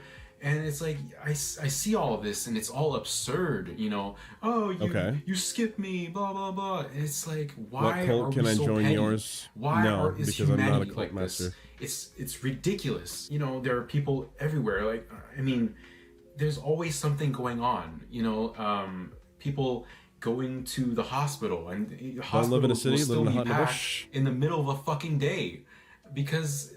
Hold on. Wait a second. Wait. Let's bring that back for a second. Hold on. Something going on, you know. People going to the hospital, and hospitals will still be packed in the middle of a fucking day. Yes. Because it's a fucking hospital. It's a hospital. A hospital should primarily have people on that. Was a question, Molly, but I'll join your cult, BMO. Join Molly's cult. I'm sure it's more accepting. Because there's, you know, it gives a reason for the nurses to make money, you know, because when you think about it, you know, I mean, it's kind of true, but, you know, nurses, doctors, they depend on people's health to deteriorate so that they can make money. I mean, I don't... Sometimes you have to let the I don't want to sound done. like somebody Indeed. who says, like, all nurses and doctors are useless. That's not what I'm saying, but when you really think about it, that's kind of the truth. They depend on people... Oh my gosh. Wait. Let's hear it again. Let's hear it again, chat. That's not what I'm saying, but when you really think about it, that's kind of the truth. They depend on people not feeling well so that they can make money. Yes. What about it? I feel like this guy just doesn't understand how economies work. What the fuck is this? I don't know. This is starting to get me a little heated. See, our hospitals aren't like that. They were less busy. Now they're overcrowded and we have a crisis. Times have changed, but infrastructure didn't keep up. Well, isn't that a policy problem, Groovy? It's not necessarily just infrastructure. That goes to your population is booming and your policies like need to expand to meet your population's needs. And that probably hasn't occurred. They don't really exist anymore. Don't get people to join a fake cult. Well, it's not a fake cult if you join it and then there's a bunch of people that join because you joined. I got a feeling this guy doesn't know how shapes and colors work. That's what I'm thinking, Dudicus. That's how they make a living. It's that's how it works. It's kind of a weird thing to say out loud, but it's the truth. Or just people, or just somebody stopping by at the coffee shop. Oh, let me get some donuts and some coffee for all my employees and my boss and all that. And there's always something going on. You know, there's somebody's making money, somebody's working, there's something always happening. To the hospital, this is his complaint. somebody's going there's to always something the grocery happening. store, Is his to the complaint. supermarket. It's how dare people be doing things. And it's like, why can't we just have peace for fucking once? God damn. So he is complaining about other people having things to do. Therefore, he's upset. I see you, Master K. We're not going to quit this just yet. I want to get to the actual anti-work position here. But he is living up to his name of life outrage. This feels so fucking fake to me. So we'll see. Also, welcome back, Hunty. Damn it. You can go to the mall and people are still consuming all the time, you know. Yes. Oh, I just finished off my shift at 4 p.m. Now time to go do some shopping. Like, yes. Oh my god, it's like, where's the problem with that? What is the problem with that? What the he is touting this as its problem. I just finished work. I'm gonna go shoving. I'm not shoving. I'm gonna go shopping. Where's the problem? Why does he have an issue with that? Why do you, Life Outrage, have an issue with people going about their daily lives? I understand that you have an idea of like peace. But what if you can't have peace because your refrigerator's empty? You guys have forgotten what it's like to be peaceful. All this guy's just having a crisis. Most people get over this shit at some point. What do you mean you've forgotten what it's like to be peaceful? I am peaceful. I am peaceful right now. I am having no problems. I am at peace. I'm also doing something. Something that could eventually become a job. Like, I'm doing something. I'm getting something done. And I'm also doodling while we're watching this video. Like, this is how I find peace. His description of peace is nothing happens. Nothing is allowed to happen. That's what he's putting forth at the moment. So I don't feel it. You're missing his point? I don't think I'm missing his point. He wants everyone to stop. He wants everyone to slow down. That's the big thing that I'm seeing here. We're gonna keep watching.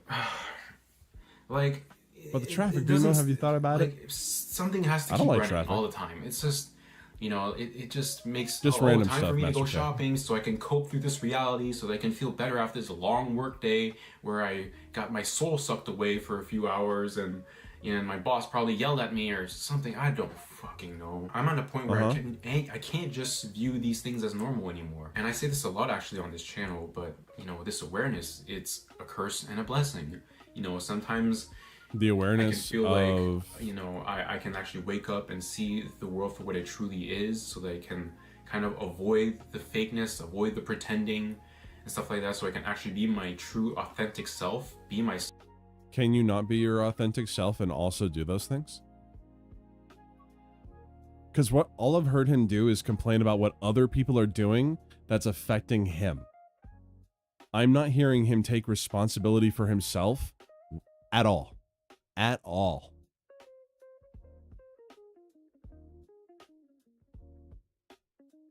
Like, I'm just a little frustrated here that he's not, like, I have an interview at the state premier's office today. I'll ask them about how the policies. Go for it. Go for it, Groovy. Good luck on that interview. Honestly, I want you to have a job. We need some working Groovy. And no, Master K, I'm not going to show you. Hunty says, stop what though? He isn't being specific on what people need to stop with. Well, he's definitely vagary. Like, there's a bunch of vagary, but like, he's complaining about people always needing to go do something and not having any quote peace. That's his complaint right now. So we're gonna keep going on this. And that's the positive side of that. But then the curse is when, you know, whenever I go out in the city and in the streets, I see people, I see cars, I see people going in motion, people running on autopilot all the time, never stopping. It's like there's never a break, and people are always doing something, and it, because you start to realize that everything is about making money. Everything is about... No. Not at all.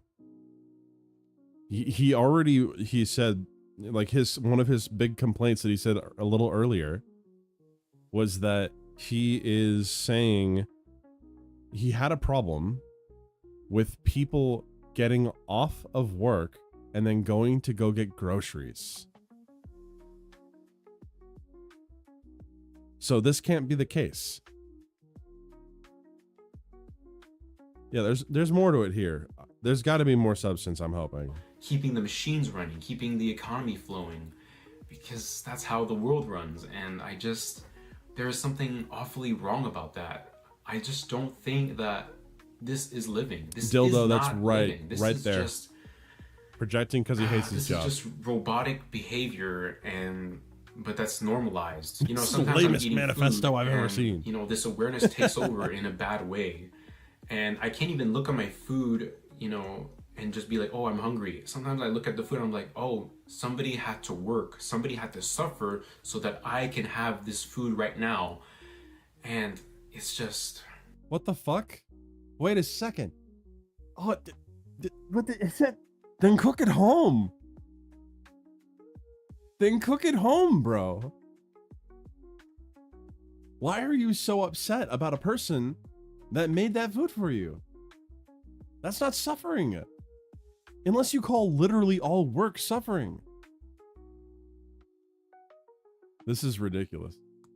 Like, or, you know, you buy something at the fast food and then you have it, and I keep thinking, oh, somebody worked to prepare this for me. Yes. Do you go to the store and wonder, like, the stuff that you buy? Do you wonder about that stuff? Because people had to work and prepare that for you. Because they're probably making no money for that job, then go find another job. I know that it's a very harsh thing to say, but if you are not making enough money where you are working, you need to find other ways to make money. Because you need money to live. It's difficult. I'm not saying it's easy. It's the opposite of easy. It is fucking hard. But just don't be content. I'm not sure if this guy's content or not. Obviously, he's discontented with life. Not everyone has skills. That's literally a skill issue. Go get some skills. Anyone can learn how to draw. Anyone can learn how to write. Anyone can learn how to do math. Anyone. You can do these things. You can acquire skills. You need to do these things in order to be able to live life. So, like, just do it. Bimo knows all about skill issues. Hell yeah, I do. I have skill issues just breathing. And I just feel ashamed. I just feel ashamed to be human consuming these things while, you know, somebody else like worked to give me these things. And this applies to so many other things, like my hobbies, my passions. You know, I can enjoy doing something, you know, one of my hobbies, and then start to realize, oh, somebody worked to bring this hobby to me. And I just, I feel ashamed. You paid for it. Like, why do you feel ashamed? Like, how am I supposed to enjoy something when this is what I think about. Why do you feel ashamed? Someone offered you a service that you paid for and you're ashamed for it? What's wrong with you? There's literally nothing wrong with paying for a service. Nothing wrong. I feel like this guy is like virtue signaling to an intense degree. An intense degree. And he's not even making sense at this point. He's just yapping like me. He's yapping like me, except for I'm making fun of him. Therefore, it's better.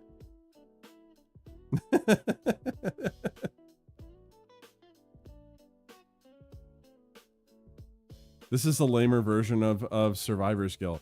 That's kind of what it feels like. I'm just a little baffled still.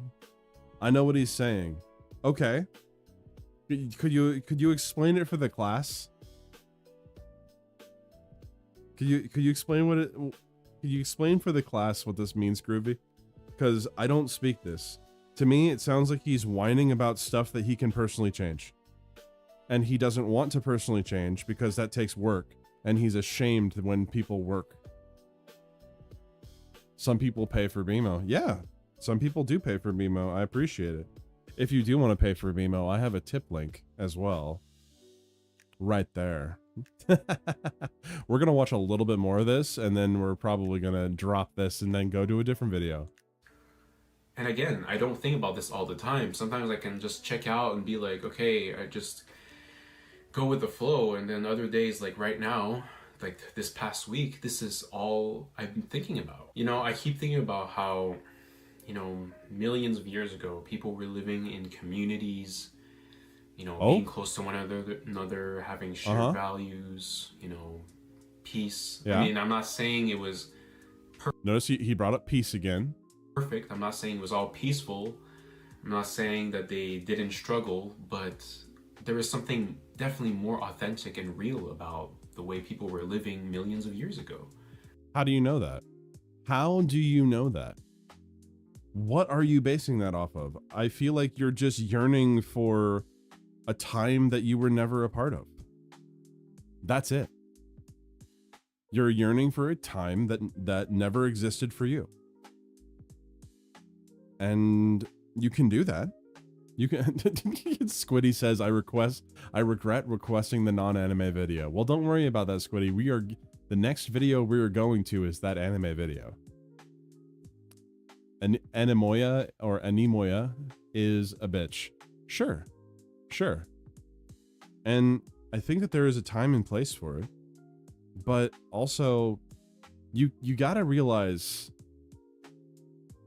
the time that you're living in now is the only one that's relevant. You can say, oh, things were so much better in the golden years, in the 90s. Things were so much better. Well, depends on who you're asking. Things were so much better in the 50s, in the 40s, in the 30s. Well, I'll go ask Black Americans how that was going. Like, I don't know. It's all a matter of perspective, I suppose. But just because things suck for your personal experience does not mean that things were better 10 years ago, 20 years ago, 30 years ago. Peepers, are we BMOS pimps? I mean, you did pay for a lot of things. You guys did help me pay rent, that's for sure. He yearns for simpler times when his ancestors were field Asians. Indeed. The world is a grind. We make each other stressed for profits. Not to make the world better or just to function. Everything is based on money and time now. Some people NPC and go through it easy, some don't. The world is a grind. Agreed. We make each other stress for profits. Not the case. I disagree. Not to make the world better or even just function. I don't know where you're getting that, because the reason why we have the world the way it is today is in order to make the world a better place. Even though, like, some large companies do bad stuff, that does not equate to the world being ruined, because the world ain't ruined yet. It isn't even close to being ruined. These gigantic companies, I'm going to be a gigantic company defender now. These gigantic companies have done plenty to improve our way of life and improve our availability for food, our availability for jobs. Why are you thinking that all of these are ultra evil? That's at least the vibe I'm getting. There is a stressful portion to it, sure, because not everyone's designed for a desk job. But like, I know I'm not designed for a desk job. I have trouble sitting still. But we could have had a cure for cancer by now. How do you know that? I mean, that's a joke that I like to say. It's like but the thing is, the whole thing about curing cancer is we will never actually cure all of cancer. Never. Because there's a billion different types of cancer that affect different parts of the body. It's a lot more complicated than we make it out to be. And just because we fund research does not mean that it's going to get solved. And poison the food and air and water. Well, we're working on that. There are issues. I didn't say it's perfect. Wait till you're replaced by an H1B Indian BMO. Then you'll make vids like this, probably. Probably. And now with this awareness, I just see the way how we live, the way everything works. It's not natural. It's not something... I am not anti-work. It's not... there is something awfully wrong. There's something robotic. There's something... It doesn't feel real. It feels like a game. And I never asked to... Again, I say this all the fucking time. I never asked to be here. And I'm supposed to just... He never asked to be here. He did not consent to live, guys. He didn't consent to live. Accept so many things that we have to do, all these rules, all these regulations, these things that I have to follow just in order to live, just in order to exist. And this is how it goes, though. Dude, I would say, oh man, I don't want to be that YouTuber guy that just like shits on people for no reason. And I'm a little bit of this is I'm mocking him, but like at the same time, this is bothering the hell out of me. This is, I hate to say it. This is entitlement. This is primo entitlement right here. You made your bed. Fucking lie in it. I don't care if none of us asked to be here. You're here regardless. How about you start worrying about the things that you actually can control and stop worrying about the things that you can't control? Because what he keeps doing is bitching and moaning about people that are affecting his way of life. Hey, AJ, how's it going? Nice to see you. I'm also glad to be here, Sukino. I'm so glad to be alive. Life sucks. I'm not going to say that life doesn't suck, but you can make it not suck for yourself. Even in your worst moments, there are still times where you can be okay. The grind is just the grind. You are doing that for an end. That end is to make your life better. You just got to think about the end goal. But yeah, this just reeks of just childish entitlement to me. And it frustrates me because this guy looks like he's around my age. Point where I can't even function well around the people around me. Okay. Some people will talk about surface level things, and okay, I'm not against talking about surface level things, but there are times when I'm just like, I wish I could be this blind to the real world. In my head, I'm saying I don't care. Because is that really how you feel about me, Groovy? What they're probably talking about. You think I'm blind to the real world? I don't think you know me well enough. It's a way to keep the machine running. I can't get this thought out of my head sometimes. It's like, it really is a blessing and a curse. I don't know how to function sometimes. Sometimes Where's I the receive blessing? these letters What's in the blessing mail part? About wait. things. What's the blessing? You've only spouted negative shit hit so far. What's the blessing part? Is the blessing so that you know how messed up things are? From the government and something, and I open the letter, and it's just all meaningless. And I do, like when I open the letter, it's just like a foreign language. I'm not speaking the same language as what's written on the fucking paper. You know, and all these papers about like taxes, debts, this is due, oh, this is what the amount, the blah, blah, blah. And it's like, who decided this? You know, it's like the government can just, you know, tell you, they can just print out a letter, make up a fucking number, make up a fucking thing on words, and to convince you. Make a thing on words. That this is what you have to do. In order to what? Survive? In order to live? When I didn't even ask to be here? You know, the way I... He didn't ask to be here, therefore he is not beholden to things that existed before him. This is the entitlement I'm talking about. This makes me want to fucking kick people. Dude, this fucking pisses me off, okay? Yes, you grew up in a society. You are reaping the benefits of that society. You're reaping the benefits of that, therefore you must pay taxes. That's the whole issue that people have with illegal immigrants, where they're not paying all their taxes that are due. Like, this is the same type of argument. This is frustrating as fuck to watch.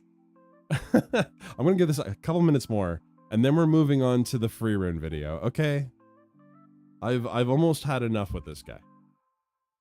I see it now, these letters that I receive, they're basically threats disguised as communication. You know, it's like, oh, you have to do this, you have to do that, and people will blindly just think like, oh, this is the thing that we have to do. On topic, this guy is in a liminal space between the world and real life. So true, though. So true, though. Keep society running, to be a good citizen of the country, yeah. Like, why? Like, we have been taught at a very young age to follow authority, to follow the rules, do whatever everybody tells you to do.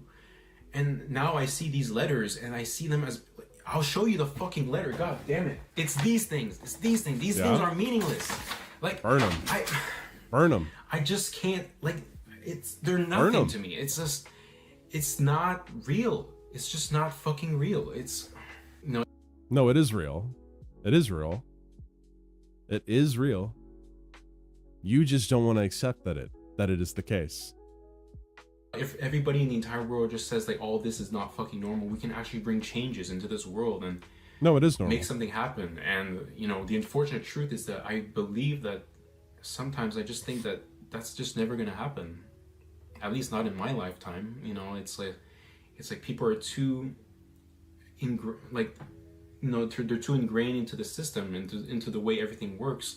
We have been taught, like I said earlier, we have been taught at a very young age to just follow the fucking rules all the time. And I just, you know, I see through it all. I see how the way things work, and I just can't fucking unsee it. And it's gotten to the point where sometimes I just wish, like, what if I was just still asleep? What if I was just still, you know, functioning just like... Okay, so he wants the world to change, just like what the chat's saying. Be the change you want to see in the world. This is not how you are become the change that you want to see in the world. He's just discovering things on camera which makes him look mental. Sure. I mean, I don't think it's him discovering. I think he's felt this for a while, and this is his blow up video. I want to know though, what's the rest of his channel about? All right. It says, just a channel where I talk about the absurdities of the world. Let's laugh, cry, and get angry together about this pathetic existence, because I am not here to hold back in my videos. I can tell. I can tell that you don't really think about these things very hard, or that's what it feels like to me. He's working through it, BMO, reach out, help him. Hell no, I'm not your therapist. He's voicing his crash out from his realizations. Absolutely. Absolutely. This is probably how he gets over his stuff. So, okay, here we go. The rat race is a scam. Why I'm still not having kids. Most people are NPCs. You can't even breathe for free. Interesting. School was always a scam. Born here but never belonged. What does this even mean? You determine that, whether you belong or not. Work more, spend more, sure. Oh, a Q&A? We have to earn the right to live? No, not really. You could go live out in the middle of nowhere and just try to survive. He's got a niche and people like it. I mean, I'm looking at these views and holy shit. Like, I'm looking at like This is pretty crazy. Parents can be selfish. Oh, you did a car video too? Ambition is overrated. Oh my lord. I might need to actually like hold on to this one. I might need to watch this one later. Ambition is overrated. Dude, he started this 7 months ago. He started this 7 months ago and he's got 13,000 subs. Good on this guy. Good on this guy for putting in the grind, putting in the work. Who is he? This is a guy that this video was posted in my React channel thing. It's just Life Outrage. I'm interested in seeing some of his other videos later. Because I'm noticing it's all negative.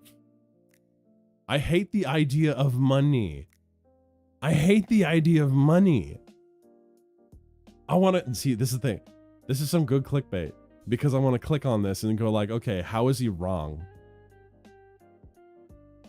See, you bag out his work ethics and then look at his content and bam.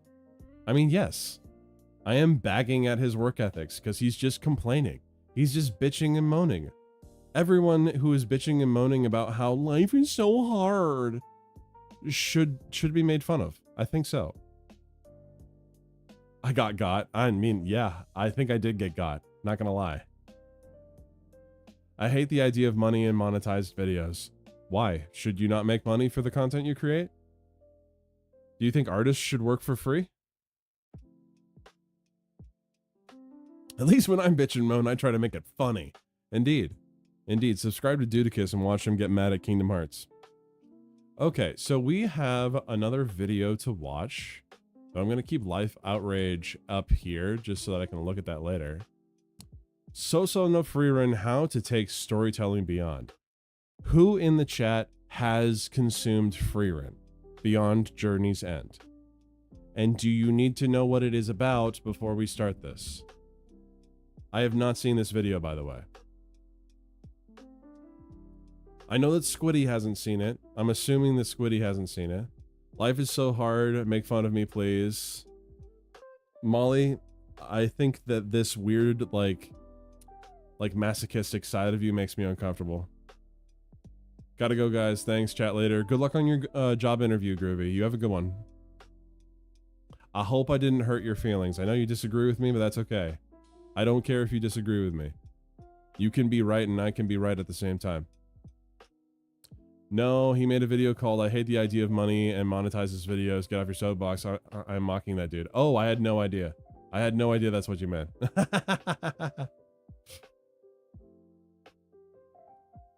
Never heard of her. Okay, so long story short, Freerun, this character right here, which I like this art right here. This looks really neat. Is about an elf, okay? This is a fantasy setting, like a D&D setting, an old fantasy setting, and this is a story about the elf Freerun going through life and realizing that she did not take care of the things that she thought she should earlier on in her life. She went on a whole journey and basically beat the big bad evil bad guy. And after all of that is where this story begins. This video is probably going to cover it. I think it's an actually like straight up fantastic show. Like I would recommend it to anyone. BMO anti-work grift arc starting when I eventually get fired from my job. Okay, so first things first, I am going to go to the restroom. So I'm just going to let the music play for a little bit. I'll be back in just a little bit. I think we have a timer. I don't have the timer up. Okay, I'll be back in a few minutes, guys. Hang tight, please.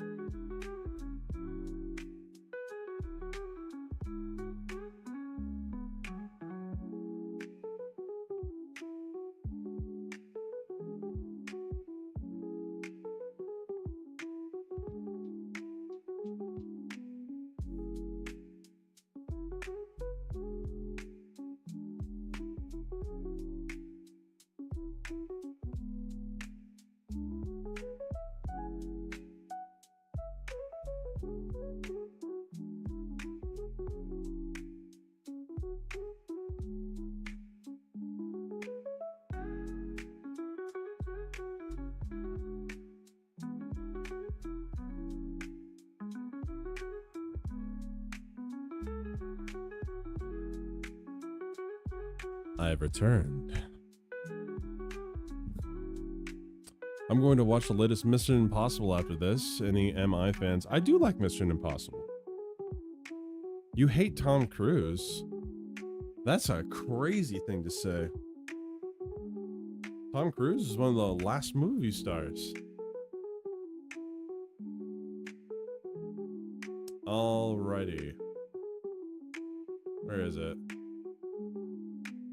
Praise the porcelain gods. Indeed. Alrighty. You guys ready? Are y'all ready?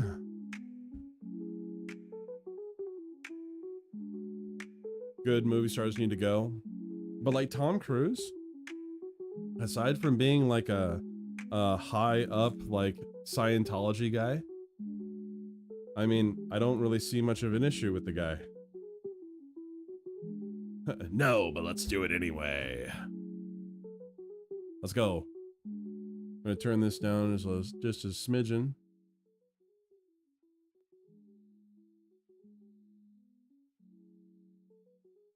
Alrighty, this is done by Roaming Trend. Make sure to subscribe. Freerin saved my life.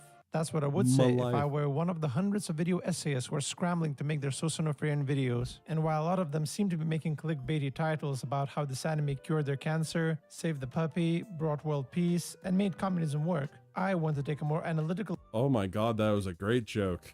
Holy shit. No, we're getting rid of the quirky lo-fi. This is already peak. Oh god, roaming? What's wrong with roaming? I've never even heard of Roaming Trend.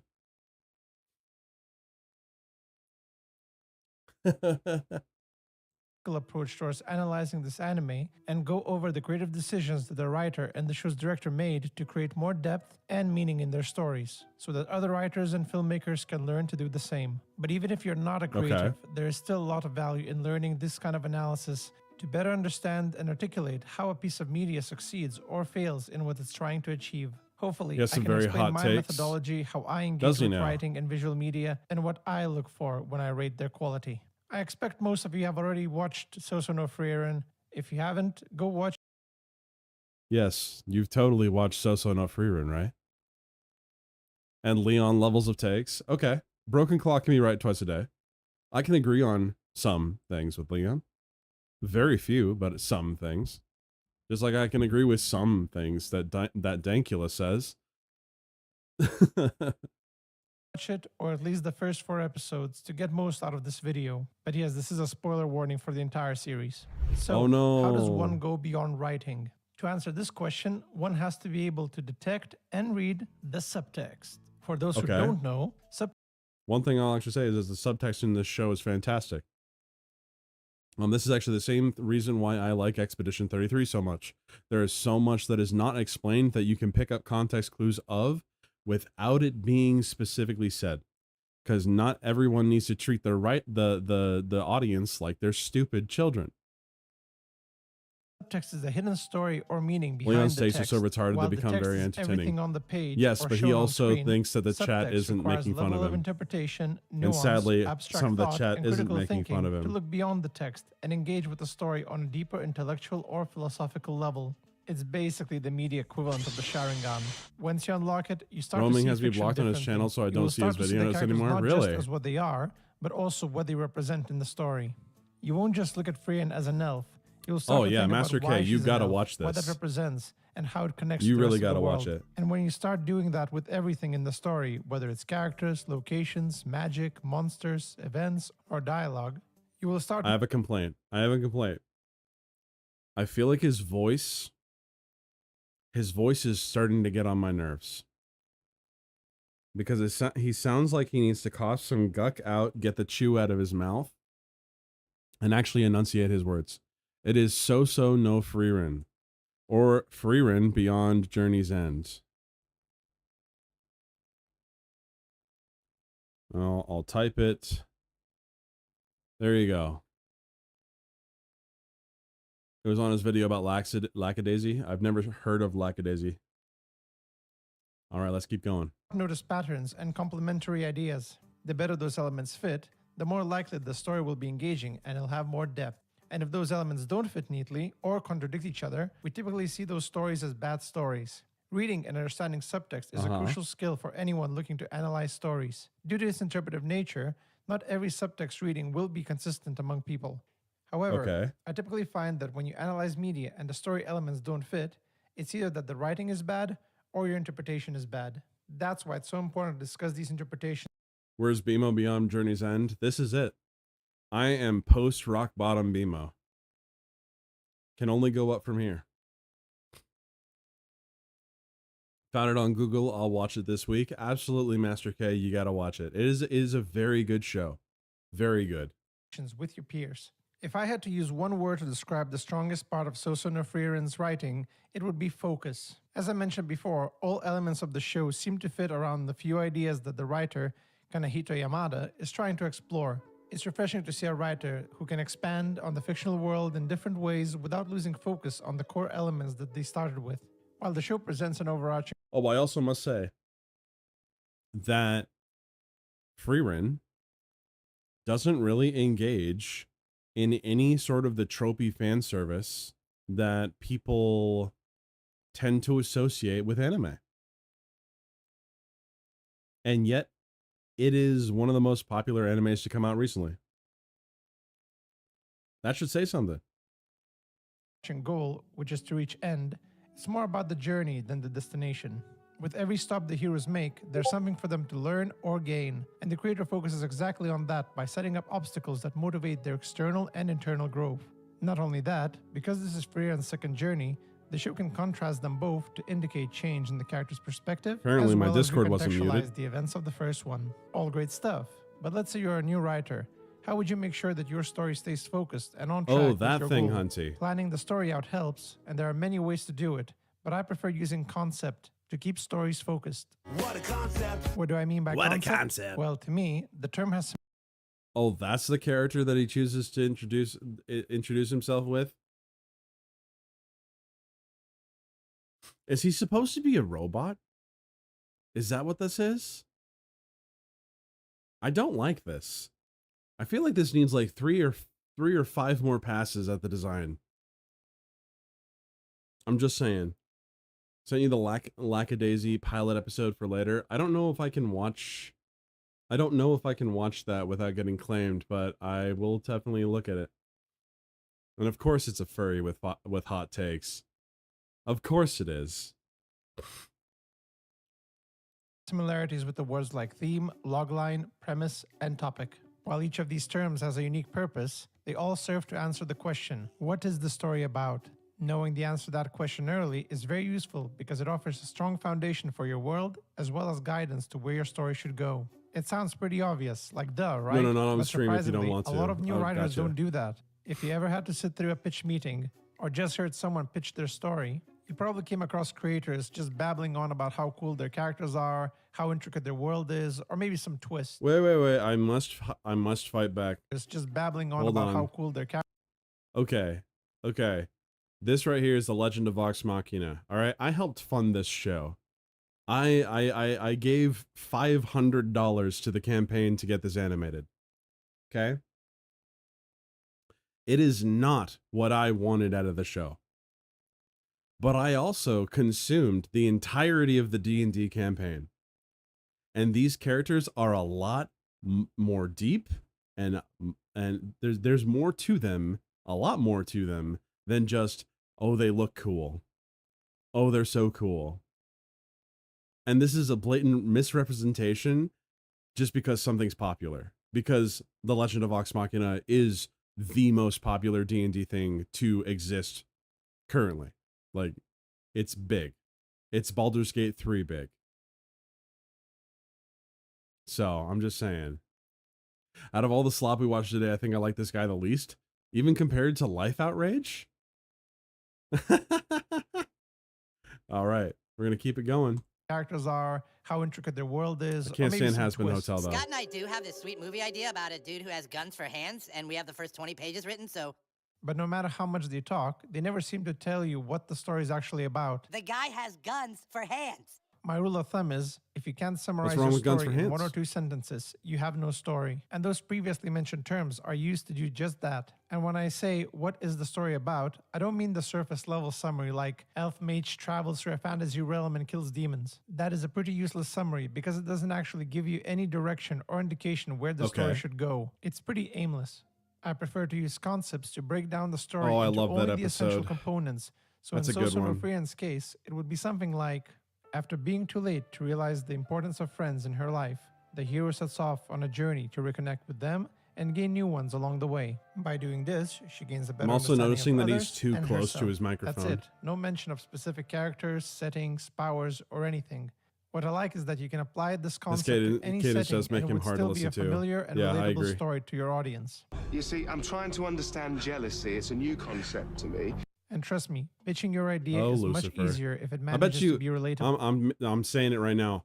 I'm going to bet that Molly in the chat loves the Lucifer show. Absolutely loves the Lucifer show. I'm staking my my reputation on that. Not only that, it already hints at the potential themes that the story could explore. Themes are good to have, but I also found them a bit too broad to guide the story. But once you have the concept nailed down, you can refer to it when thinking about what characters to add or where you can take the story. Simply answer the question, does X fit the concept of my story? If it Okay. doesn't, you don't need it. Or you need to change it to better fit the concept. The Lucifer You don't show have is to start with good. the concept first. If you start with I'm just characters missing or last year. setting, I did not you can like the Lucifer deconstruct those show, elements not to gonna lie. find the concept that would fit them best. Initially, Frieren was planned to be a gag comedy manga about an elf obsessed with killing demons, which does sound extremely generic, so I'm glad Yamada uncovered more depth in the setting she was working on. That depth I is didn't typically think it where looked you'll find the interesting. subtext, because I the find that writer hard to typically has believe, Molly. foresight into where the It's right story up your will alley. go, how it will end, and what the themes are. They can use that knowledge to add more meaning and significance to the characters and events. And when you get right down to it, a story is just that, a collection Hold on. I need to just of like characters and events. where is and it? when you get right down I just gotta say, there's just something really cool about the design concept here. All right, we've got the face here. All right, we've got the green eyes. We have the red tinge inside the green eyes that actually makes the green pop more. It's so interesting to me the way that this show is designed. to it, a story is just that, a collection of closely curated scenes that the author deemed most relevant to express their ideas. That's Okay. why subtext is so important. If you ignore the significance of those scenes or those story elements, you will only get a very surface level understanding of the story. It doesn't mean you won't enjoy it. In most cases, audience will still engage with those elements on a subconscious level, but articulating beyond "I like it, it's good," or "the characters are really cool and complex" will be a challenge. So with This is the thing I hated most about like giving my mom food and asking her opinion. It was, "Hey mom, how do you feel about this?" "I like it, it's good." Or "I don't like it, it's not good." And she wouldn't have any other things to say.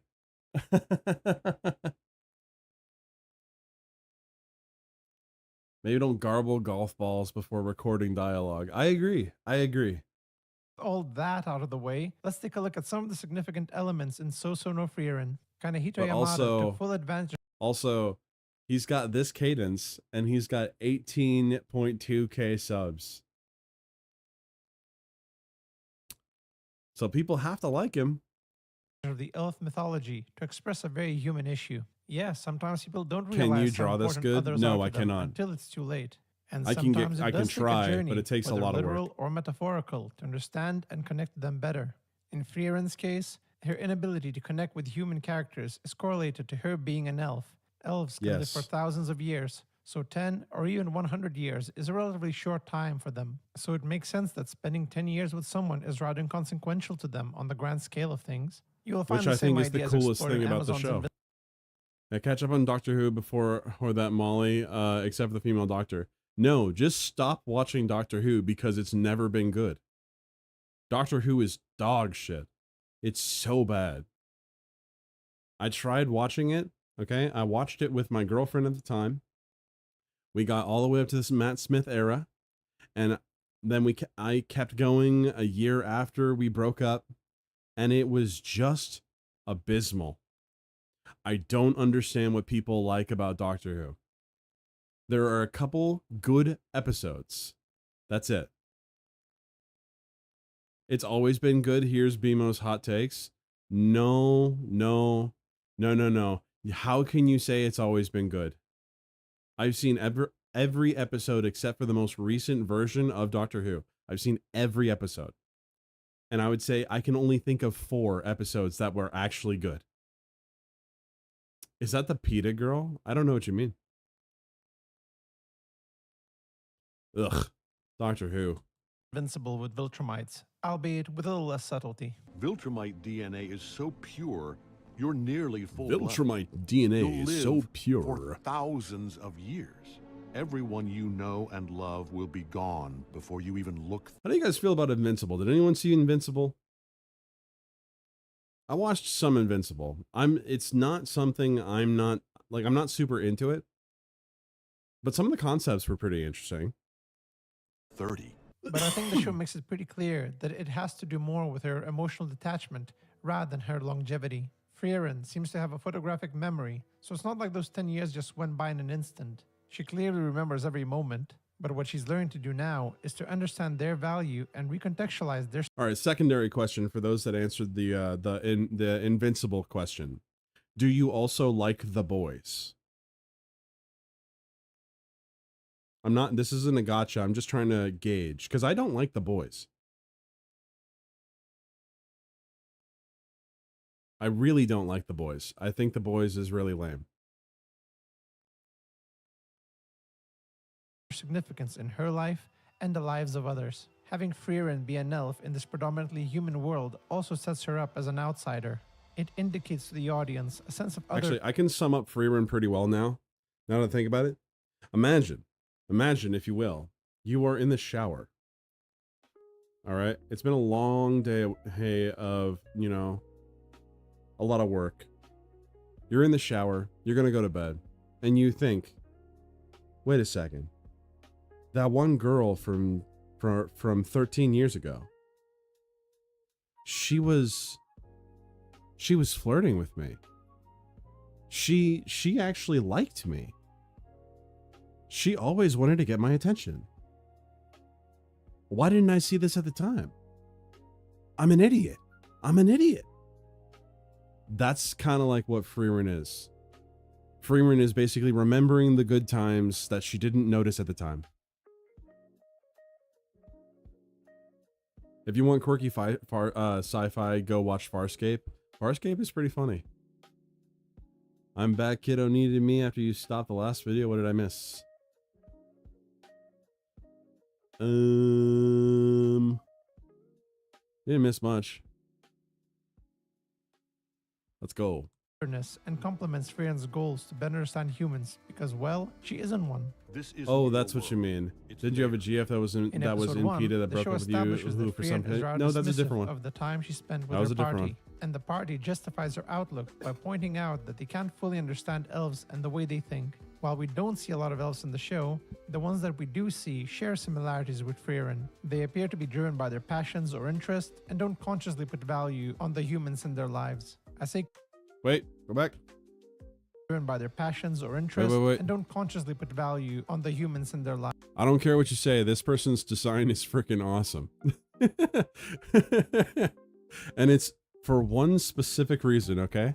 One specific reason. This hairstyle, okay? This hairstyle over here is what inspired Lizzie and Wizzy's designs. All right? The big hair that goes down, that I stole that design. Lives. I say consciously because despite Frieren and Ciri both and no, acting I have never had a boyfriend. Humans, neither can help but grow attached to them. This is why the funeral scene establishes a fundamental character change for Frieren. At the start, she appears to be a rational and stoic character who seems cold, blunt, and dismissive. She uses her longevity and calculated reasoning as an excuse not to build relationships and undermine their significance. I do love your mother, but as a pet, more like a pet to me. A pet? However, during Himmel's funeral, we start to see a different side of Frieren, a side she may not even be aware of. The show really tries to emphasize this point by the way Freyan is trying to keep her emotions in. She even tries to rationalize why she shouldn't be feeling these emotions as they continue to take over. Think, Mark!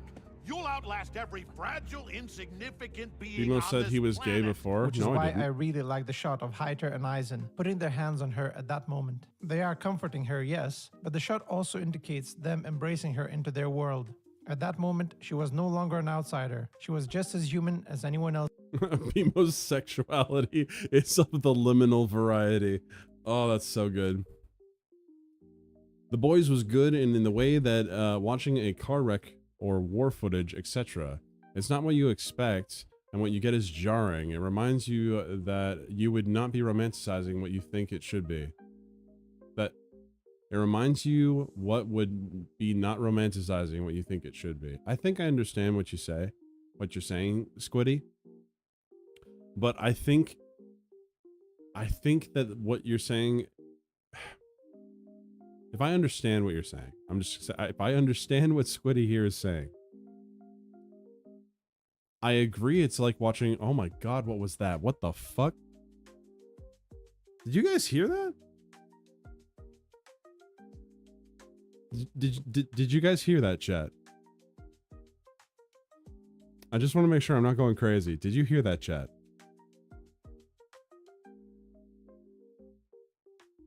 Okay, let me continue my thought here. So I think that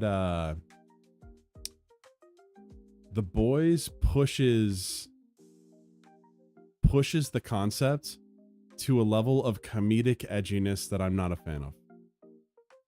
And it's like it's got the Rick and Morty effect of a lot of people are thinking it's a lot deeper than it is. AJ says, who watches a car wreck and doesn't expect destruction? Sure. Though, I mean, I guess I could watch a car wreck, I guess, and hope that people aren't going to die. Only saw season 1 of The Boys. That's all I saw. I only saw the first season. And I saw what they were going for. I've seen the comics before. I knew what they were kind of going for, saying all superheroes bad because unregulated powers, blah, blah, blah. But like, I don't know.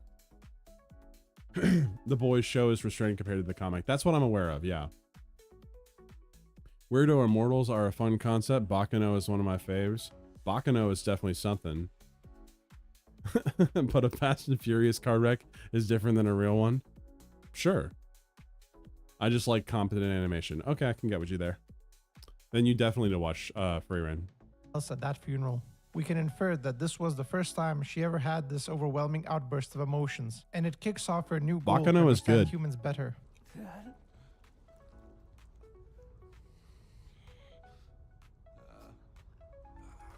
Yes.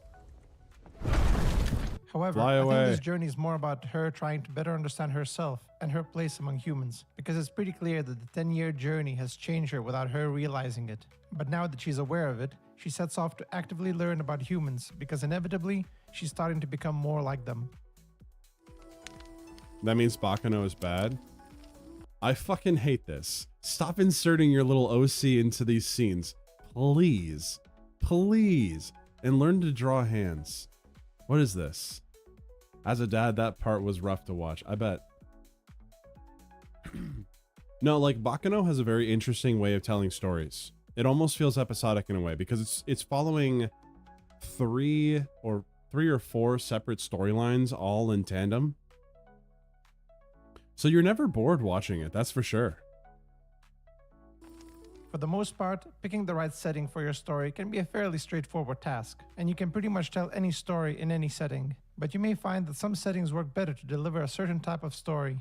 A modern-day setting provides a familiar world and allows the writer to focus more on character drama. A sci-fi setting works better as an exploration of the future while addressing the current-day issues. Meanwhile, I would probably describe fantasy as a place for allegory to thrive, where ideas take on a more physical form within the world and where characters take on more representative roles to simplify often very complicated concepts. I have no kids Think to bring on the fables or fairy carnage. tales. They are full of surprisingly complex ideas, yet they are simple enough for all ages to understand and engage with. So no Frieren is no different in that regard. The show uses a lot of fantasy tropes to create easily identifiable characters. Oh, and their Dorada, dynamics. show I loved, The then first hated. Heroes Party Yeah, that makes maintains sense. a very traditional adventuring party dynamic, with Himmel being the charismatic heroic leader, Heiter being the party's healer and spiritual support, Eisen being the party's tank, and Frieren being the level-headed mage. But as the show progresses, we can see the author expanding these characters beyond their tropes, and even makes a point to highlight Beyond that. Journey's End, Himmel you could say? himself says he doesn't want people to see them as just fairy tales, and the show doesn't either. Yes, Throughout it is the like show, D&D. We see each party member struggling to fulfill those roles. We see the wise and level-headed mage fall for an obvious trap. We see the frontliner in his moment of fear, the spiritual guide succumb to his vices, and the heroic leader making mistakes and not living up to the legend. These scenes create a juxtaposition between the romanticized idea of the heroes that the world perceives and the reality that there's a reveals mimic. to us through flashbacks. These characters have very human wants and flaws. I love and the show stories with focuses magic on and them elves. through the fantasy context. Hell yeah. It's safe to say that it's very much a character-driven show that prioritizes exploring characters. It's 100% D&D. Mimics were not invented by Gary Gygax. Like, mimics exist in many other properties as well. I mean, this is actually technically inspired by, what is it called? Sword World or something of the sort? It's a Japanese type of D&D game. Is it worth watching? 100%. There is an English dub. The English dub is okay. I think it is worth watching. So watch it in English if you don't want to read it. I flipped back and forth between the English version and the not English version. But like truly, I highly recommend. This is one season, by the way. I think, yeah, there's only one season so far. It's worth watching. It's amazing storytelling, and it's not your typical anime. Like, I do highly recommend Sousou no Frieren. Characters more than the actual quest. So if the show intends to explore characters, you can also start to analyze the fantasy elements through that intention. For example, let's take a look at the magic system. While going into Frieren's magic system may take too long, How many degrees of I do want to separation does advise this you to have pay with attention to the how record characters of use their magic Lordos and War? what kind of magic they're using. I have no idea what because I think it tells a record lot of about them. Lordos is. What's the significance of Fern knowing how to use offensive magic? What's the faster best than Frieren? anime? It's a specific plot point that is I don't showcased know. throughout the show. The interpretation I like is that it's Trigun? meant to contrast their personalities.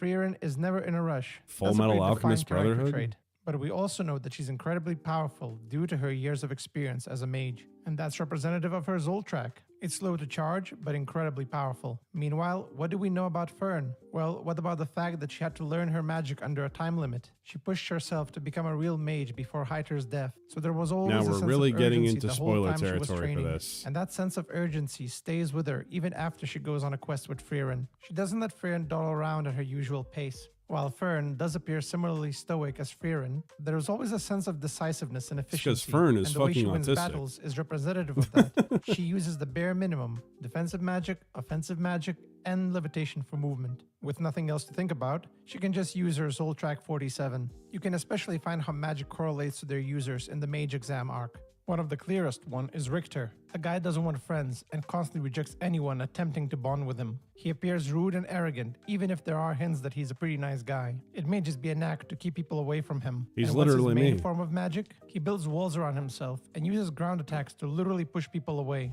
I don't even know how you can make this metaphor even more obvious. Or how about Levine's and Kane's magical abilities being so closely linked together to identify the close bond they have with one another? Interestingly enough, I felt bad when one of them failed the exam because the show set up their constant rivalry as an important part of their dynamic. So I knew that one passing the other would significantly impact their Toph? relationship. Yeah, pretty It's much. even more significant that it was Kane who passed because she was portrayed Except for as the less Toph's confident whole mage who idea needed Levine's is to guidance. break traditional Luckily, it was a norms. temporary thing as Kane fails the third test and gets brought back to Levine's level. It makes sense though. The two needed one another, so there was no way Kane would show have is so succeeded good, on her guys. own. Another So important good. factor to point out is Levine's and Kane's parallel to Frieren and Fern. Man, While the this is show a is fairly subtle 45-minute about it, video. there's a dynamic change between Frieren and Fern. How much are we as gonna both go coming through? to terms that Fern will This surpass is about Frieren, storytelling. both in magic and understanding humans. Fern can essentially be seen as the human version of Frieren. Her village Yes. was destroyed when she was a child. She was also taken in by a legendary mage, and she shares a lot of personality traits with Frieren. But the speed at which Fern develops her skills and emotional maturity contrasts Frieren's stagnant growth. The Majok was setting up the idea that Fern had possibly outgrown Frieren and didn't need her anymore. The first exam separates the two to showcase that Fern can take care of herself. Another one that I highly recommend, Fern guys, fight a clone of is actually Delicious in Dungeon or Dungeon Meshi. And her voice actor is smoking hot. I think that you just have a thing for Asian ladies, Master K. I think you definitely have a thing for Asian ladies. No hate, by the way. That is a fine opinion to have. But like, what was I saying? Oh yeah, Dungeon Meshi is a similar concept, except for it's regarding around food. Great interpersonal relationships, great characterization, very well written. What's that Mobius-inspired anime show from last year called? Mobius-inspired animated show? I have no idea what you're talking about. You know when you start your video essay, hey, with don't be overly wordy when describing your story? Maybe don't overly repeat the same point over and over again. Hey, Dudicus, you know what's really funny? Is this right in here. In this version, I got rid of some of the repetitive arguments to be and a bit more indulgent stuff to make it more pleasant to watch or listen to. I cut down some of the longer pauses and irrelevant stuff. I hope you'll enjoy it.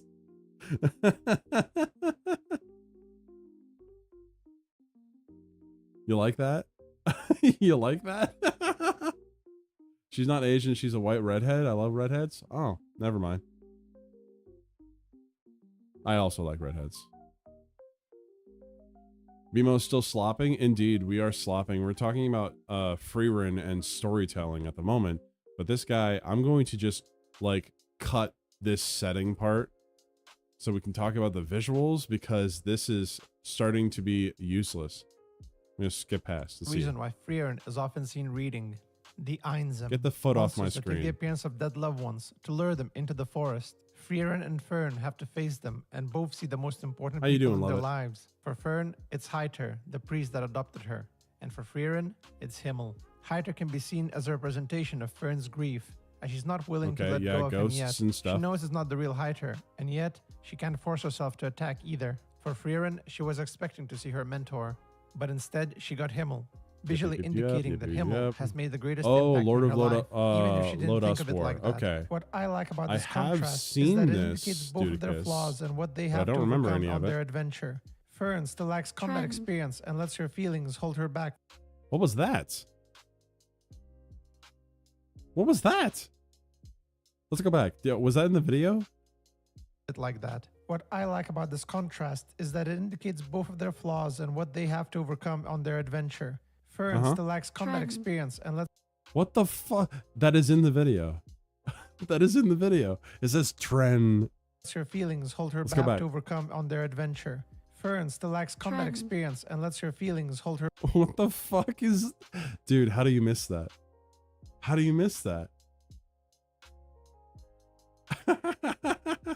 Is Molly a redhead? Hit me up. Yes, Molly is a redhead as far as I've seen. That is really annoying. Why did that... Why is... Why? Just why? I'm skipping ahead.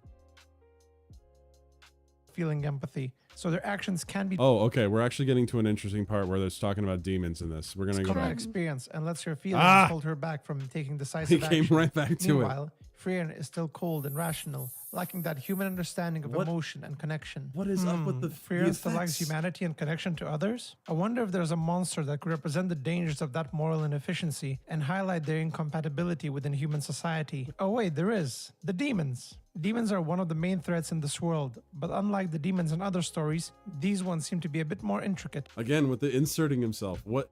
The editing was so much more snappy earlier. What's going on?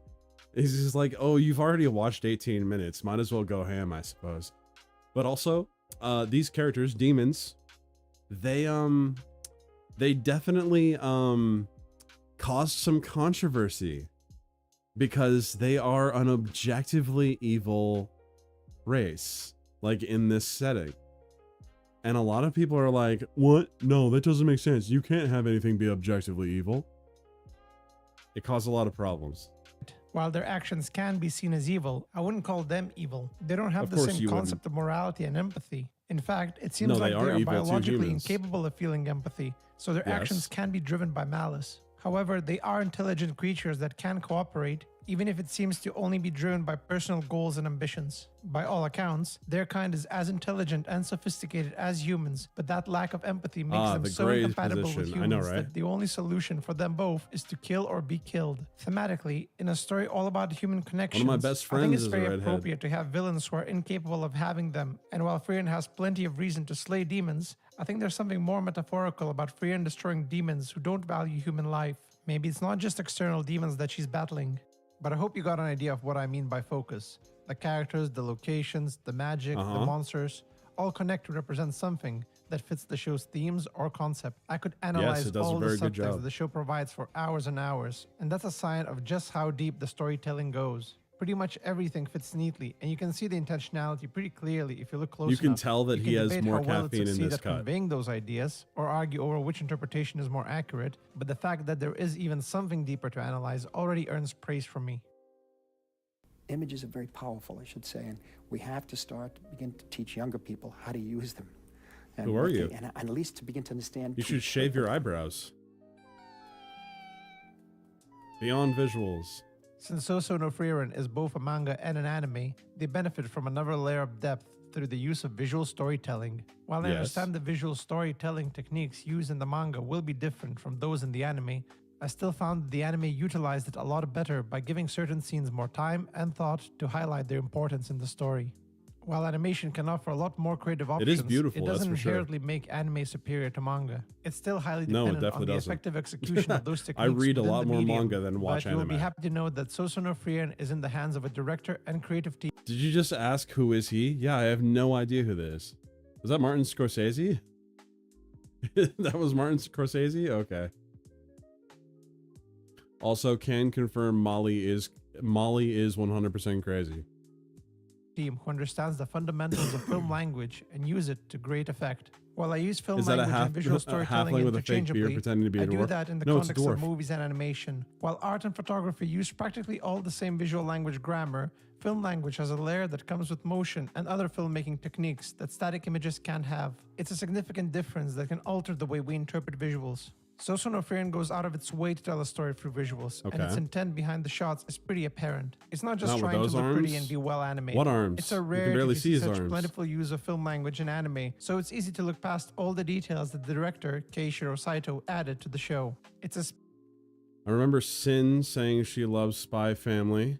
Oh, Cinny. Okay, I was wondering who's Sin. No, yeah, Cinny saying she loves Spy Family. I'm gonna read the manga version of it. I do recommend it. It's not my kind of story, but it's definitely like snappy. It's very fun. Anya is one of the best characters in this series. That's for sure. That's for sure. especially difficult if you haven't been taught how to read and interpret film language. However, even if one is unaware of the film language techniques they're watching, they're still engaging with them. That's one of the biggest reasons why movies and animation can have such a profound emotional impact on people. If you ever cried at a movie, you know what I mean. It's not just the writing that is doing that. There is a psychology behind how we perceive visuals, which has been studied and explored for many decades. A young person wants to express themselves and take a video camera and go out, they're going to find that they have to frame the image. Yes. And in framing the image, they're going to find that they have to interpret what they want to say to an audience. So how do you point the audience's eye to look where you want them to look and to get the... I'm just saying his eyebrows are freaking bothering the hell out of me. It is bothering me. I'm loving Kaiju number 8. I read through it so fast. It's a bittersweet ending. I haven't read the ending yet, so I will keep that in mind that it's a bittersweet ending. Don't listen to Bimo. He's still caught up on that Shrek image I sent him. Yes, because you're a diabolical crazy lady. Point, the emotional and psychological point that you want to get across to them. They're going to have to make that decision. The real making of the filmmakers when they His look to power that grows viewfinder. with his eyebrows. The person that's mainly got it. responsible for He's knowing like film Samson. language is the director. The director would go through the script, analyze it, and translate it into a visual format that they believe will capture the tone and emotion of the scene most effectively. And great directors are extremely meticulous about these things. Put the camera in between the picnic table, the extras, and the teriyaki. I was just Tarantino. getting to learn Quentin Tarantino. So he was, again, a tyrant. Ah, yes. D. Django Unchained. D. Django. But does he insist on every word being just the way he wrote it? But that's what you want. Don't you want the freedom to also kind of add your twist? Not No? with him. You can pretty much instantly tell when a director has a great vision and when it's just another paycheck. A director is there to make sure that the visuals support the goal of the story. If the story is poorly written to begin with, it will be difficult for Oh, something tells me he doesn't like the Last Jedi. the director to translate it into good film language. A film can look good and have stunning visuals, but if those visuals don't have a lot of narrative meaning behind them, they can just be considered spectacle rather than film language. Luckily, Sosu no Frieren is a great anime to learn to read and interpret film language. It's not pushing the cinematic boundaries so much that it would stump those. Another one would be Vinland Saga. I actually do highly recommend those who don't typically watch anime consume Vinland Saga as well. Because that is I would argue, actually, I've consumed more Vinland Saga than Frieren. I think I like Vinland Saga more. Samson was a dumbass. How many times do people need to try to kill you before you keep your mouth shut? To Delilah. Imagine being so in love with a woman that you can't tell that she's plotting your demise. Whoopsie. Spectacle. Let's go back. But man, it's so nice to see film language being used competently to support the goal of the writing. But instead of just saying that film language exists, how about I analyze a few scenes to show how I approach interpreting visual storytelling and what you should look out for when doing it yourself. Let me put it this way. If subtext is the Sharingan, then film language is the Mangekyo Sharingan. I too have been It's married. another level of analysis that allows you to analyze not just what's presented, but how it's presented. From what I saw, Keishiro Saito seems to be a big fan of blocking. In film terms, blocking means where the characters are positioned within the frame, which filmmakers can use to establish relationships. I would hope that all filmmakers would be fans of blocking. Power dynamics, or character development. When it comes to power dynamics, a good example is when Ubel is talking to Zensei. See how the camera is positioned to make Zensei appear smaller and Ubel more intimidating.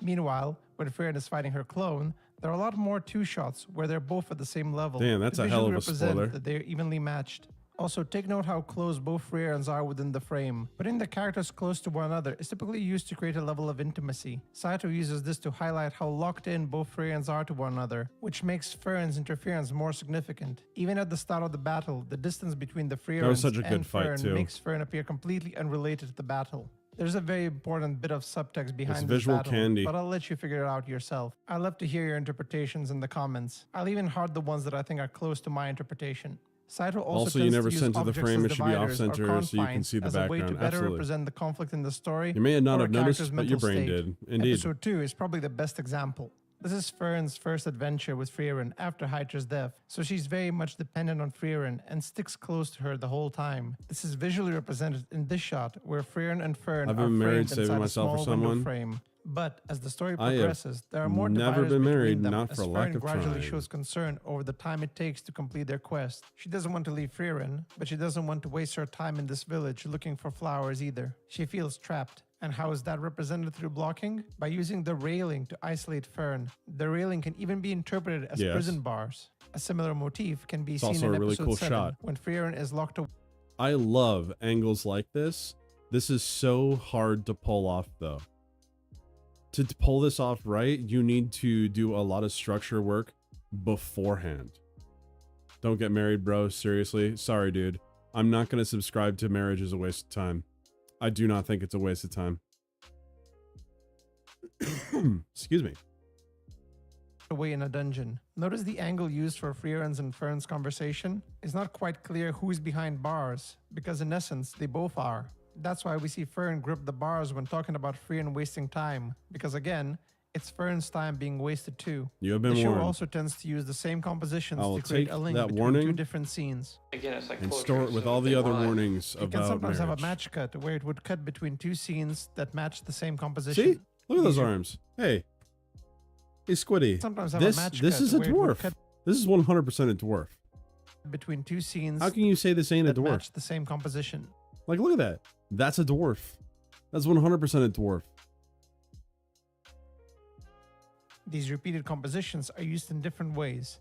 It can be a way to easily reveal a character's emotional state, as we see in the match cut of Zense. Yes, we understand that the previous scene was a flashback, but the match cut indicates that she's having the same That's feelings that hands? she did Yes. in that scene. And we already know what these feelings are, as the flashback scene sets Ubel up as a dangerous and intimidating character. They aren't We stubby. have the same shot composition when Yes. Stark is learning from Lord Orden, as we did when he was learning on his own and being judged by the other warriors, visually revealing that Stark's feelings of inadequacy are still haunting him. While some may argue that matching shots can be there as a budget-saving technique, We need to look at the tortoise are again. still haunting him. While some may argue that matching shots can I love and would die for that tortoise.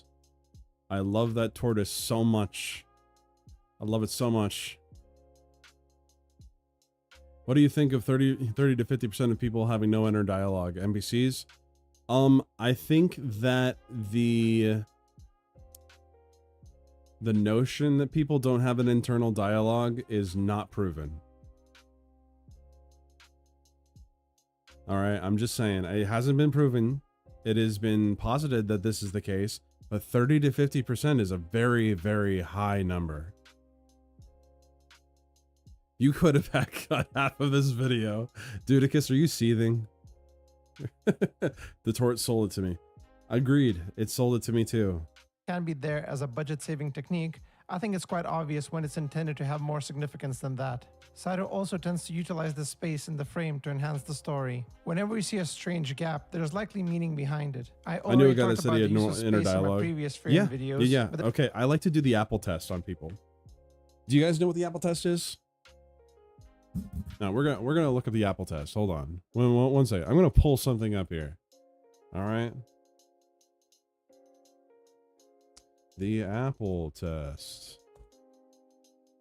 Okay. I'm gonna open this up. Boom. Okay. So, chat. You see this, right? All right. This is a similar thing to the internal dialogue, but I want you to imagine a red apple as real as you can in your head. And then where on this chart is it? And be honest with yourself. Because for me, I'm in the number 1 camp. Over here. I can imagine it as realistically as possible. I'm a very visual person. I work with someone that is at 5. That only thinks in text boxes. Like legit, I asked him what, like, how he does things, and he's like, yeah, I just write it down in my brain. He writes down the description of something. He cannot imagine a 3D image and be able to see, like, okay, what's the blemishes on this? What's on that? No, he can't do that. He can describe blemishes, but he cannot visualize it. Is that crazy or what? You'd say like 2? Okay. So we got some pretty visual learners in here. Why aren't you guys drawing then? You guys should draw more. I know Dudicus draws. He proves it too. How is your imagination colorblind? I don't know. Do you dream in full color 3D? Yes, I do. Yes, indeed, I do.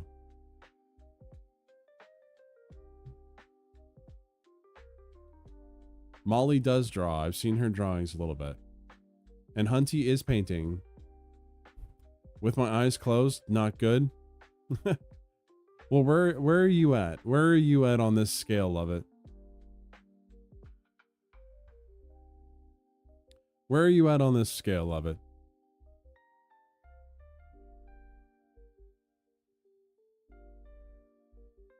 Because I don't think it's a bad thing. I don't think that people should be judged necessarily for this, but it just shows how different folks can be.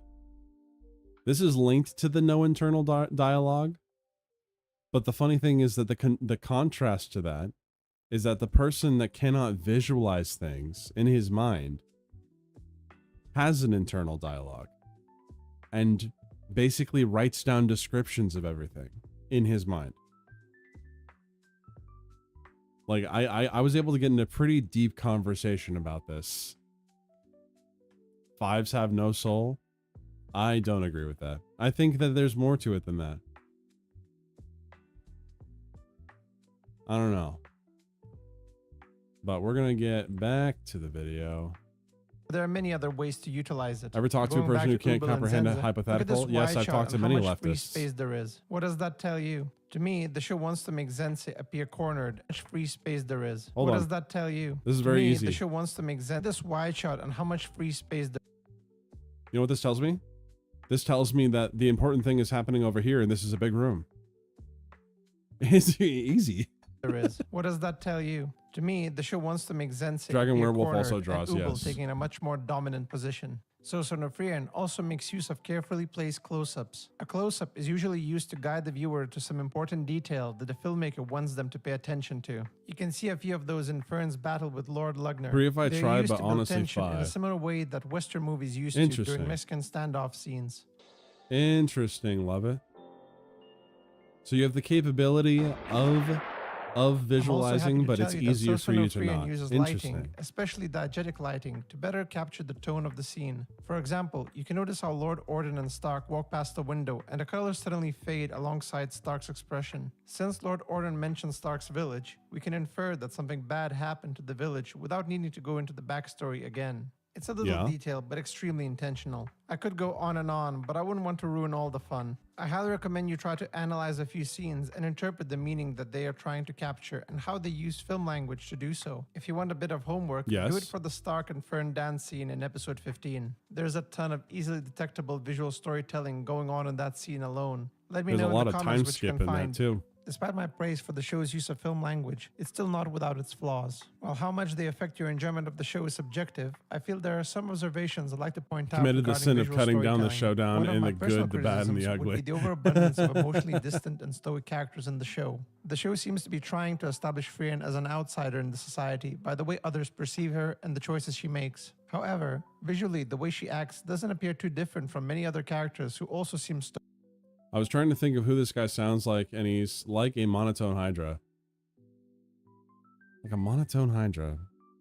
I do not think that this dude's level of analysis is even remotely comparable to Hydra. I don't think Hydra hits deep levels of analysis on many subjects. I think this guy's going deeper than Hydra would go on a show like this, personally. But if you get Hydra talking about military movements, oh boy. Oh boy. I'm talking about his voice, not the content. All right. I can kind of see it. Add a little more, Transylvanian vampire in there. Stoic and emotionally distant. Sure, I don't think Freyr needs to be as alien as Rey from Neon Genesis Evangelion. I hate that show. In situations like Evangelion these, is I don't know how to trash. respond or act. Smiling would be a good start.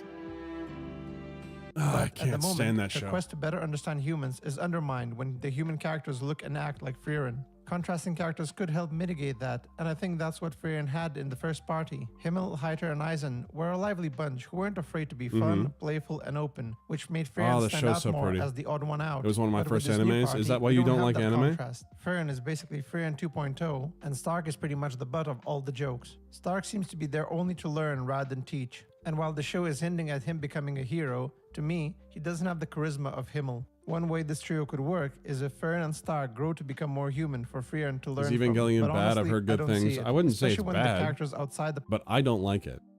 Long story short, I think that. All right, I'm gonna prime this here. I am not a philosophy guy. If you plug in a bunch of navel-gazing philosophy into your show, I'm very likely to not enjoy it. I cannot stand when people overanalyze things through a philosophical lens. It bothers me. It annoys me. A lot of the time, I like to just say, okay, a stick is a stick. The sky is the sky. Wondering if the stick is a stick is not relevant to me. Because I know it's a stick. Like, this is... Evangelion does a lot of that. definitely depends on the execution, like what Dildo says. Like, I think it was a well put together show for the most part, but I don't enjoy it. It was more the time, Outlaw Star, Helsing, Eva. I mean, I like Helsing. Helsing is neat. I'm just saying, like, it's just, I can't stand the hyper philosophical lens. Party, and even the demons appear to act very similar to everyone else, establishing a norm that Frieren is already part of. I understand it's cool to have characters stay calm and collected even at dire times, and it does make the rare moments when they do emote stand out more. But I feel like the creators are a bit too economical with those expressions. Yeah, it's better than loud and obnoxious characters who don't know when to shut up. Oh, fuck yeah. Dude, Konosuba, all right? It's not for everyone, but man, is it a funny show.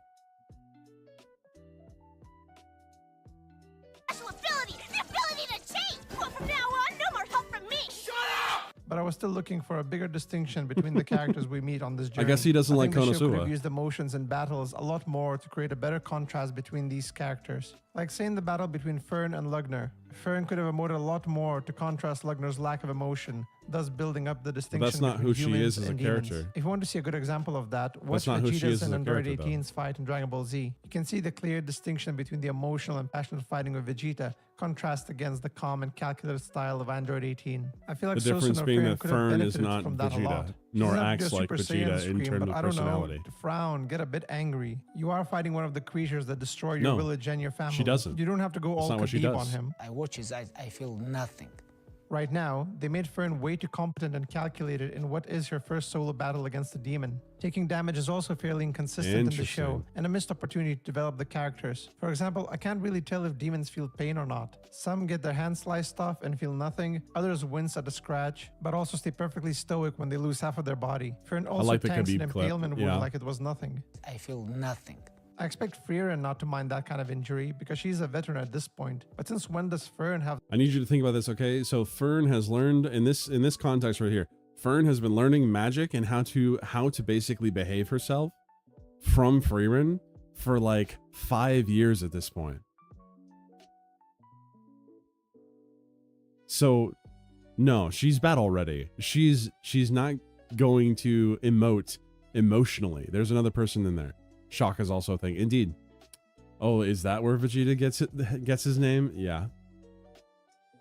have such a high pain tolerance? Meanwhile, Stark, the party's tank, is groaning at every cut. Yes, because he's a very different person. I don't know, I feel like it was a missed opportunity. Also, I don't want to be Your mom's labeled a a missed demon opportunity. apologist again, but I can confidently say that this Screen Rant article by Joshua Fox is wrong. Demons in Frieren are not simple, basic, or just pure evil. If anything, a lot of the backstories involving demons are more tragic than evil. It's a shame I didn't bring this up in my previous video, but while Stark was fighting Linny, she explains that she learns her moves by watching other DDP warriors, lost to one of Islam. which was Who is Aizen. DDP? But look at the circumstances. Who's DDP? Who is DDP? That she was watching him. She's a child watching a warrior slaughter all her kin. Sure, she may not have the empathy to feel sad for her fallen demon kind, but as the audience, we shouldn't ignore I don't know the who intention Dricus behind the shot. Duplicis is. Throughout Susanoo Frieren, we have seen many children orphaned after a demon attack. So doesn't it strike you as weird when we see the same scenario from a demon's perspective? Or what about this shot of Linny grasping for the light of the moon before bursting into ashes? Is that really what? how an evil villain's death is normally shown? Either the creators Yes. failed to capture the basic Yes, actually, a very common thing is that when a demon, a like bad guy is dying, they are given this little moment to humanize them. Oh god, that furry design looks worse than I thought. Indeed. Indeed. basic villainy of demons, or they're trying to add a layer of complexity to them. I'm going with the latter. I also want to address some of the common critiques regarding pacing Dark and Dude exposition. Phil. The pacing part Dark is more Dude Phil. subjective, as I personally like the slower pace. It gives you more time to appreciate the shot composition and creates a feeling of calm. In Susanoo Frieren, we are in no hurry. There's no end of the world catastrophe. No one needs to be He was saved in the, right in the away. middleweight UFC The pacing champion creates an until atmosphere that allows yesterday. the characters and Oh, the I haven't been audience to paying be more attention to the UFC introspective of recently. the smaller things that are happening, like relationships being established or slice of life moments that would be otherwise ignored if there was a bunch of demons to fight all the time. Now that I think about it, I never felt like we stayed too long in one particular location. Heck, think how much we experienced in the first episode, and yet it doesn't How feel much like time is left? We're at 32 minutes and 45 minutes is the end. I mean, we're getting someplace. UFC is awesome. That's for sure. UFC is certainly awesome.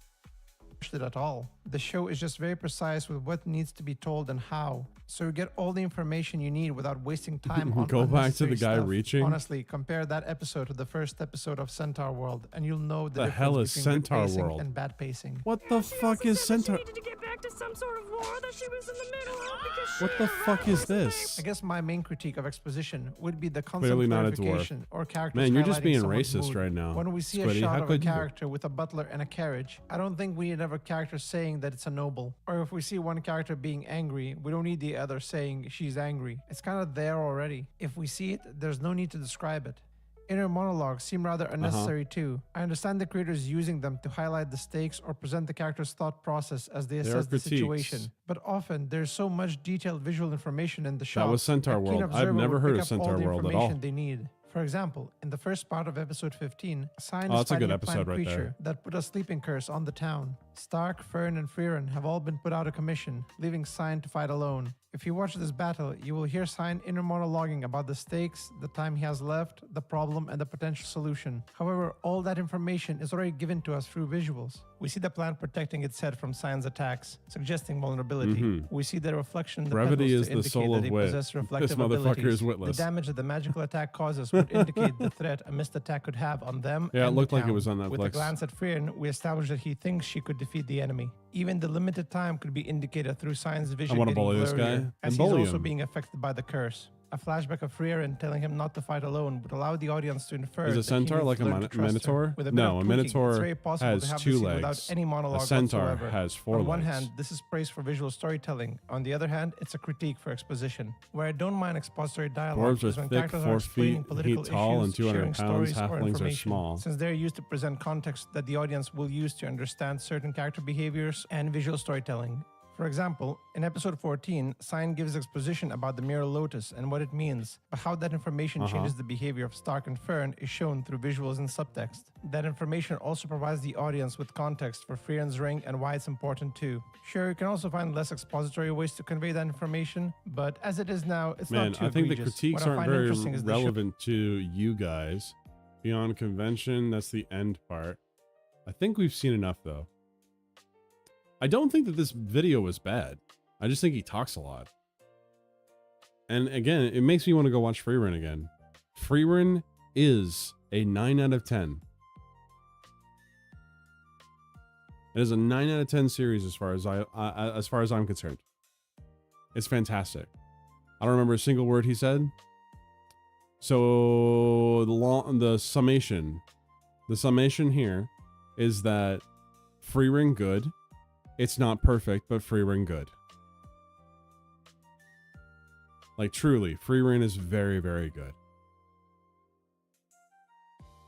I wonder if there's anything. Is there anything else anime related I could watch? Let's see, The Masked Man. The Masked Man. Not He Masked Man, The Masked Man. This guy had a really good video on Akira Toriyama right here, but I don't wanna take away views from him. Where is it? He had one for Vinland Saga. That was really good. Where is it at? Oh, I was completely wrong about Soso no Frieren. And it's only 8 minutes long. But this guy's a really big fan of anime and manga. That's for sure. It's finally over.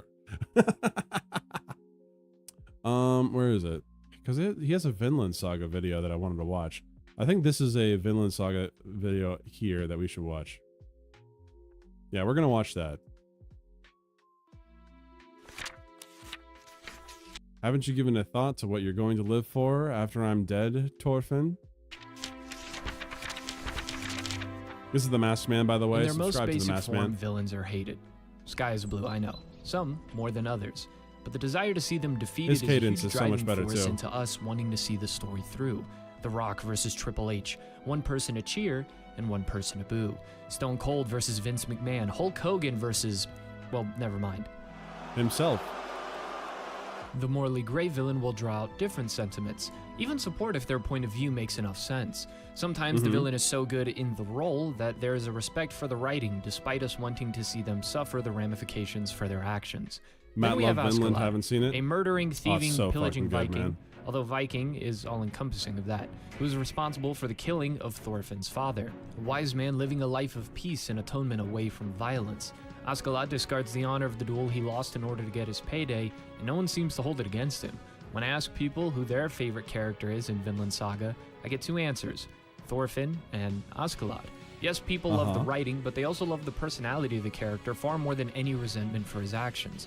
Why is Askeladd so beloved? This is what the creator of Vinland Saga had to say. I love that this guy has this running gag of showing friggin' the creator of Zelda as every Asian person.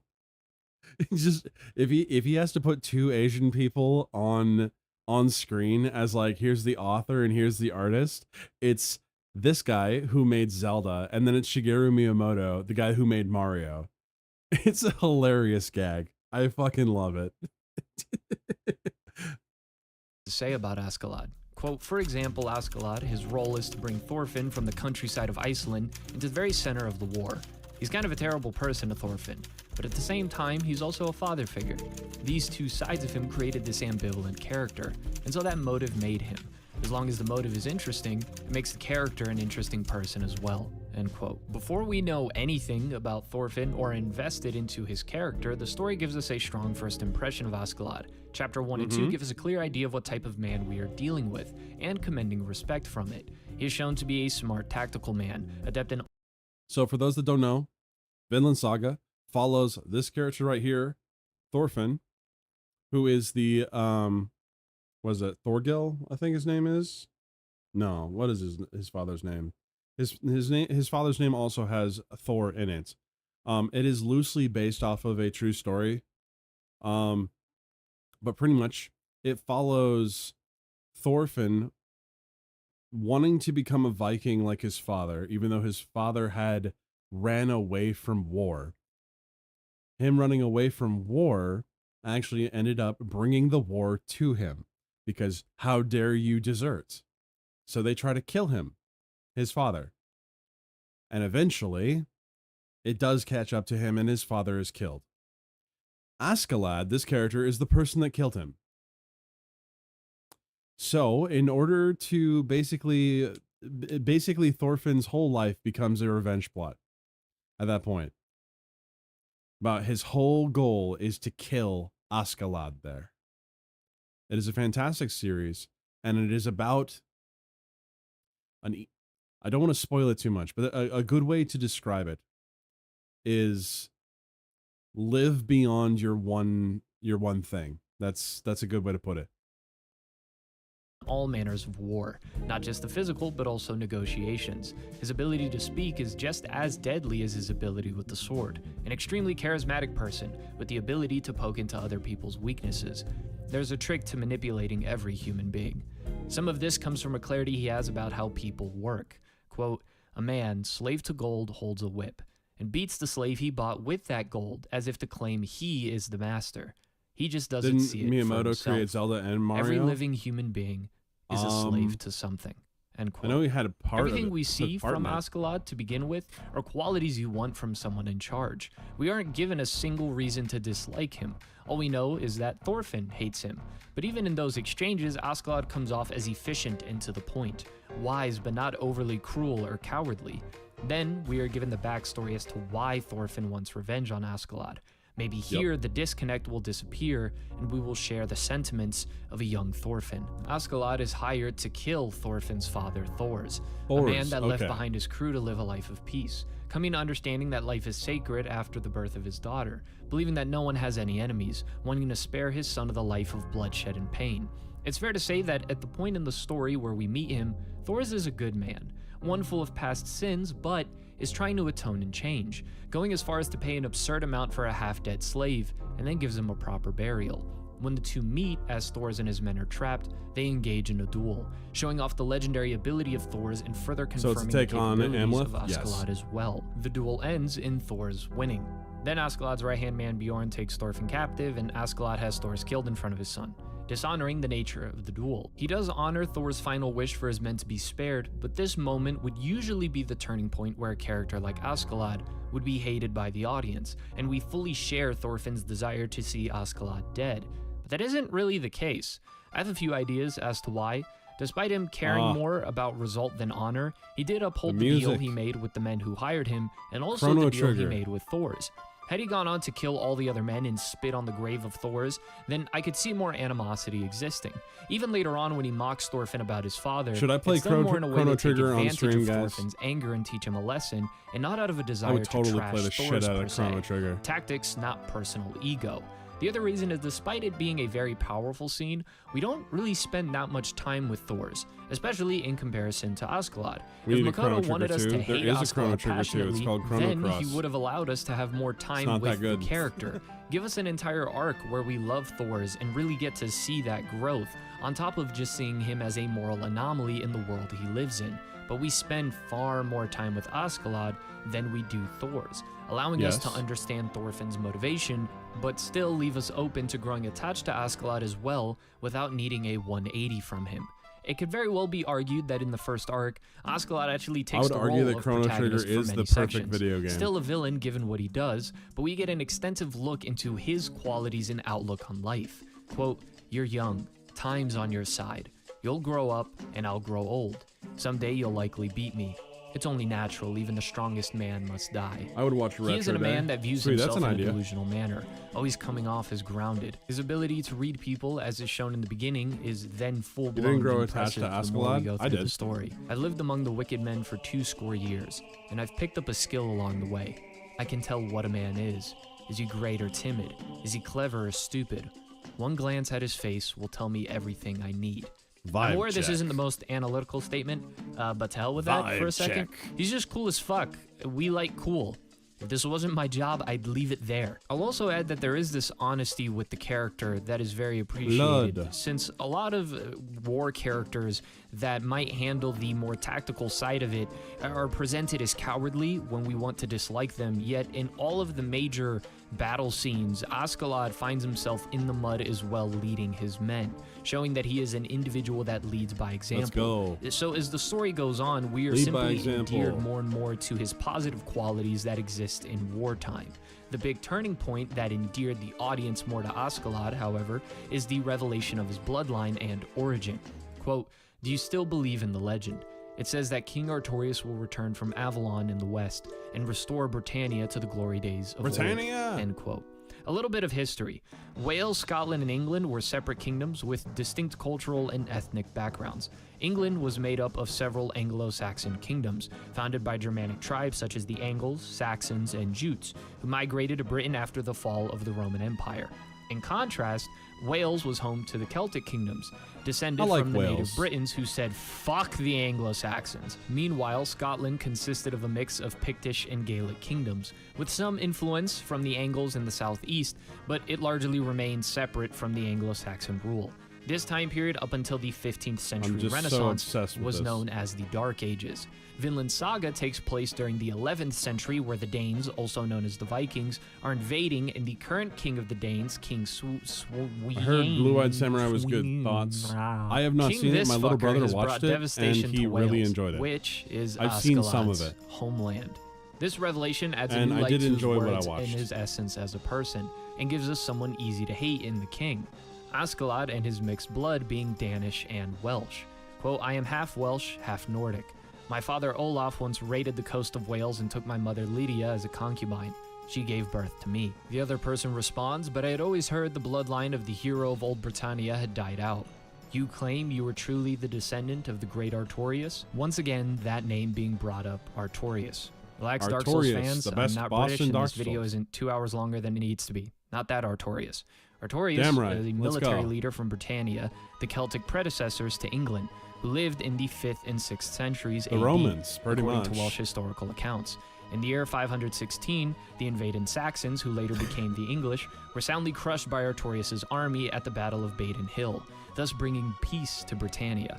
He formed the basis for the legend of King Arthur, as it is known today. Askeladd and his origins were actually foreshadowed, So it happens in pretty much Danelaw. just given when he mentions he's a descendant to Thor. I don't know what you mean by that. Something that the average person wouldn't pick up on unless they were familiar with all this history, since the story doesn't go on to give the exposition dump until much later. The name he was given meaning Ashen Lad, from working in a smith shop. Askeladd explains that when his mother was sick, his father sent her to the stables, and assures the man that he is speaking with that he despises the Danes, stemming from the hatred for his father. And his current methods There you come go. from a place of survival as a child. Growing tired of Thorfinn running into the same brick wall, and on edge from recent events, he shares his story on the hopes Thorfinn will learn. Quote, "Only a fool gives in to his rage, screams his bloody head off, and waves his weapon about. It's like nobody around here has ever heard of grace or beauty. Bjorn was right. I hate Bjorn. warriors, especially Norsemen. My very first kill was a Norse warrior. He was an ugly man. My father. Let me give you a lesson, Danelaw was boy, a part of England on that how to was kill ruled a by the man Norse. you Ah, truly gotcha. hate. He explains his father was a hero in Jutland. Think modern-day Denmark. He had many kids, and as said earlier, when his mother fell sick, he treated her no better than the dogs. He then retells his mother telling him of the legend of Artorius, a hero that would return and free her. He lived in paradise on Earth. They waited and waited. 5 centuries have passed. The hero still has not returned. His mother's spirit broke, and she approached his father, who then tried to kill her. This is where we get one of the quotes that defines Askeladd. In an instant, I knew, if Artorius would not come to save my mother now, he would never come for us at all. Do you understand, boy? Someone has to do it. Not a hero, not a god, just someone." There's a Fallout quote for that. Can't expect God to do all the work. He stopped his father from doing it and says he just needed to catch his father's eye, accepting his training and getting along with his half-brothers for 2 years. Then when his guard was down, he killed him. Quote, "The sword belonged to one of my brothers. I'd stolen it from the one who was most at odds with my father. The others thought he'd done it, and they hung him from a tree. Such simple-minded cretins, stupid and filthy, and unconcerned with anything but their own base urges. And now these ugly Can men Bimo flood do all the forth work? from every I hope cave not. and hovel to squeeze the life out of the world. For every one you kill, 2 take his place. I don't care if it's Artorius or Ragnarok or the final judgment, as long as it comes damned soon. But I doubt I'll be alive to see it for myself." That story ran long. The point is, Thorfinn, you've had a decade and you still can't beat me. That makes you a clown. Use your head for once. End quote. This adds a context to his style of revenge, chastising Thorfinn for his hot-headed and reckless approach. Such while a good Askeladd show. has used the Danes he despises in order to enact his version of revenge, further proving his composure under 99.9% of situations, as well as adding context to his moral thinking, not believing in heroes, and even at other points in the story clearly not being fond of Christianity. In his mind, due to his life experiences, in this world there is no need for a hero and no need for a savior.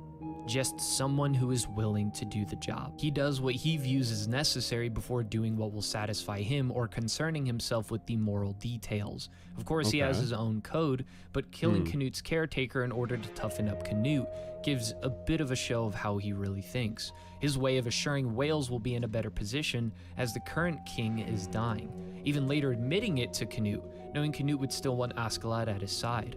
Knowing his history is a major influence on how he views Look the at world heathens! and how he Look behaves. at it! Even telling Canute he is more suited to be a king since Askeladd himself is just a Viking. He needs Canute in power in order to ensure Wales will be in a better place, carrying out his objective and promise to his mom to be the king's sword, even by Okay. choking down his hatred for his own men. I've hated every last one of you, with every fiber of my being. You stinking pig-fucking Danish whore sons. The only one he saw as a Damn. friend being Bjorn. Let him know how you However, really his feel. plan against the king goes south when the king uses his Welsh heritage against him, making him choose between Canute or his homeland. In that moment, he chooses the best option. Similar to the way his brother took the fall for the murder, he will do the same, and being that someone who will step up and be the hero. He has the king at sword point after insulting him. This is my final warning. Put away your sword, Askeladd. You have a That's good only night. nickname. Love it. See you wanna next know time. my real name? The one given to me You have by a good my one. mother? Lucius Artorius Castus. Thanks for hanging out. And I am the rightful king of Britannia. He protects Canute and Wales at the same time. by killing the king and letting Canute kill him, denying Thorfinn of the revenge he so desperately wanted. And with his final words, Askeladd gives Thorfinn heartfelt advice, being a man that lived with revenge in mind, a slow-burning revenge, but one that is poison nonetheless. Despite what he did to Thorfinn, he tells him the same thing Thor's would. Thorfinn refuses to kill him, yelling that it was all supposed to be by his hands. Quote, "Haven't you given a thought to what you're going to live is for so after good. I'm dead, Thorfinn? You haven't, have you? It's so good. You're hopeless. You know that? You really need Move to watch on, this Thorfinn. show. Don't hang on to Or this even petty read it, bullshit your because the entire art is life. really good. You gotta move on. Go further. You are the son of Thor's, so venture beyond the world he saw. That is your true battle. Be a true warrior, son of Thor's." Being a true warrior was said to Askeladd by Thor's in their battle. A true warrior needs no sword. But this is something for Thorfinn to figure out another time. welcome Askeladd, back, despite his Suhio. calculated methods, was still a slave to something, his revenge, and saw that Thorfinn was unable We're to almost see finished with past this, guys. his. But he would need to in order to truly live free. Rightful king of Britannia, lived in the stables as the son of a slave, demonstrating patience and wit that is hard not to admire. For the first part of Vinland Saga, it could be argued Askeladd is the most human character, flawed with reason and a pragmatic way of viewing the world, but with wisdom from decades of experience. Men stuck by his side knowing he was their best option for a better life, even in his Viking ways, showing respect and care for some.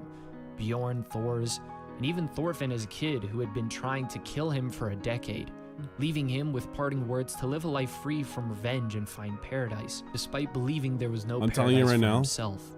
He you're hopes when you start watching this, you're going to watch the first episode, and then you're going to suddenly have watched 8 or 9 episodes. Like you don't want to stop when you watch it. It is so engaging. Its content is that engaging. It is so good. It's so good. Thorfinn can find his. And despite not being a hero or believing in them, doing something that is ultimately seen as heroic in the grand It's also, picture. it doesn't shy It's away at easy being to see brutal. why he is held in such high regard. Lucius Artorius Castus. All right, there's that. Again, subscribe to the Masked Man if you like his stuff. If you enjoy it. That pretty much covers everything I wanted to watch today. So I think I am going to call it. So I at least have a little bit of the night before me. Before, you know, I have to go to bed and then go to work tomorrow. So, friends, what do we think so far? What have we learned today? I think I've learned that I really, I'm not old. I'm not an old person. I'm not even in my 30s. But I'm starting to get really tired of people that complain about life. As if their life is like the worst thing. I don't like that. It bothers me. Cadence also really do be muy importante. Get your cadence down. Just in time to say goodnight. Welcome back, Mrs. Mystics Vegeta. Cadence is important. Remember that. Make sure to have good cadence. But also, I think I had a good time tonight. I only found one video interesting, though. If you have more videos that you are interested in me covering, then post it in my Discord channel's React channel suggestions. React video suggestions channel. I do look in there. I got almost all the videos from there. Or a good voice like BMO's. My voice is alright. For real, BMO, way too much whinging and whining online. My life sucks, sure, but it could be worse. I could live in the UK. It's so true, though. I don't know. It's just one of those things. I'm considering doing an art stream tomorrow. But any art streams will be unscheduled. So if it happens, it happens. If it doesn't, it doesn't. Just make sure that you're subscribed so that you can see when it happens. Because I want to work on some commissions. Whoops, sorry about that if you heard that. I want to work on some commissions and, you know, hang out with chat while we're doing so. I need to put some more work into it. Thank you very much, Soihino. Try and catch it when it goes down. So night Bimo, night all. You heard that? Yeah, that was me breaking something that was made of foam. That was definitely something.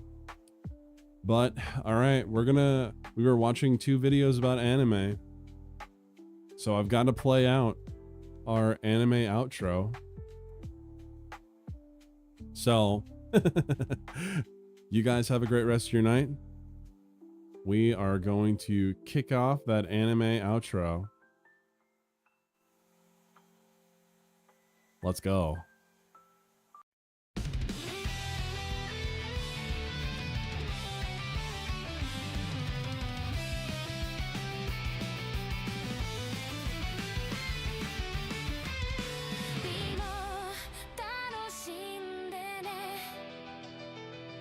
Be more, すごく楽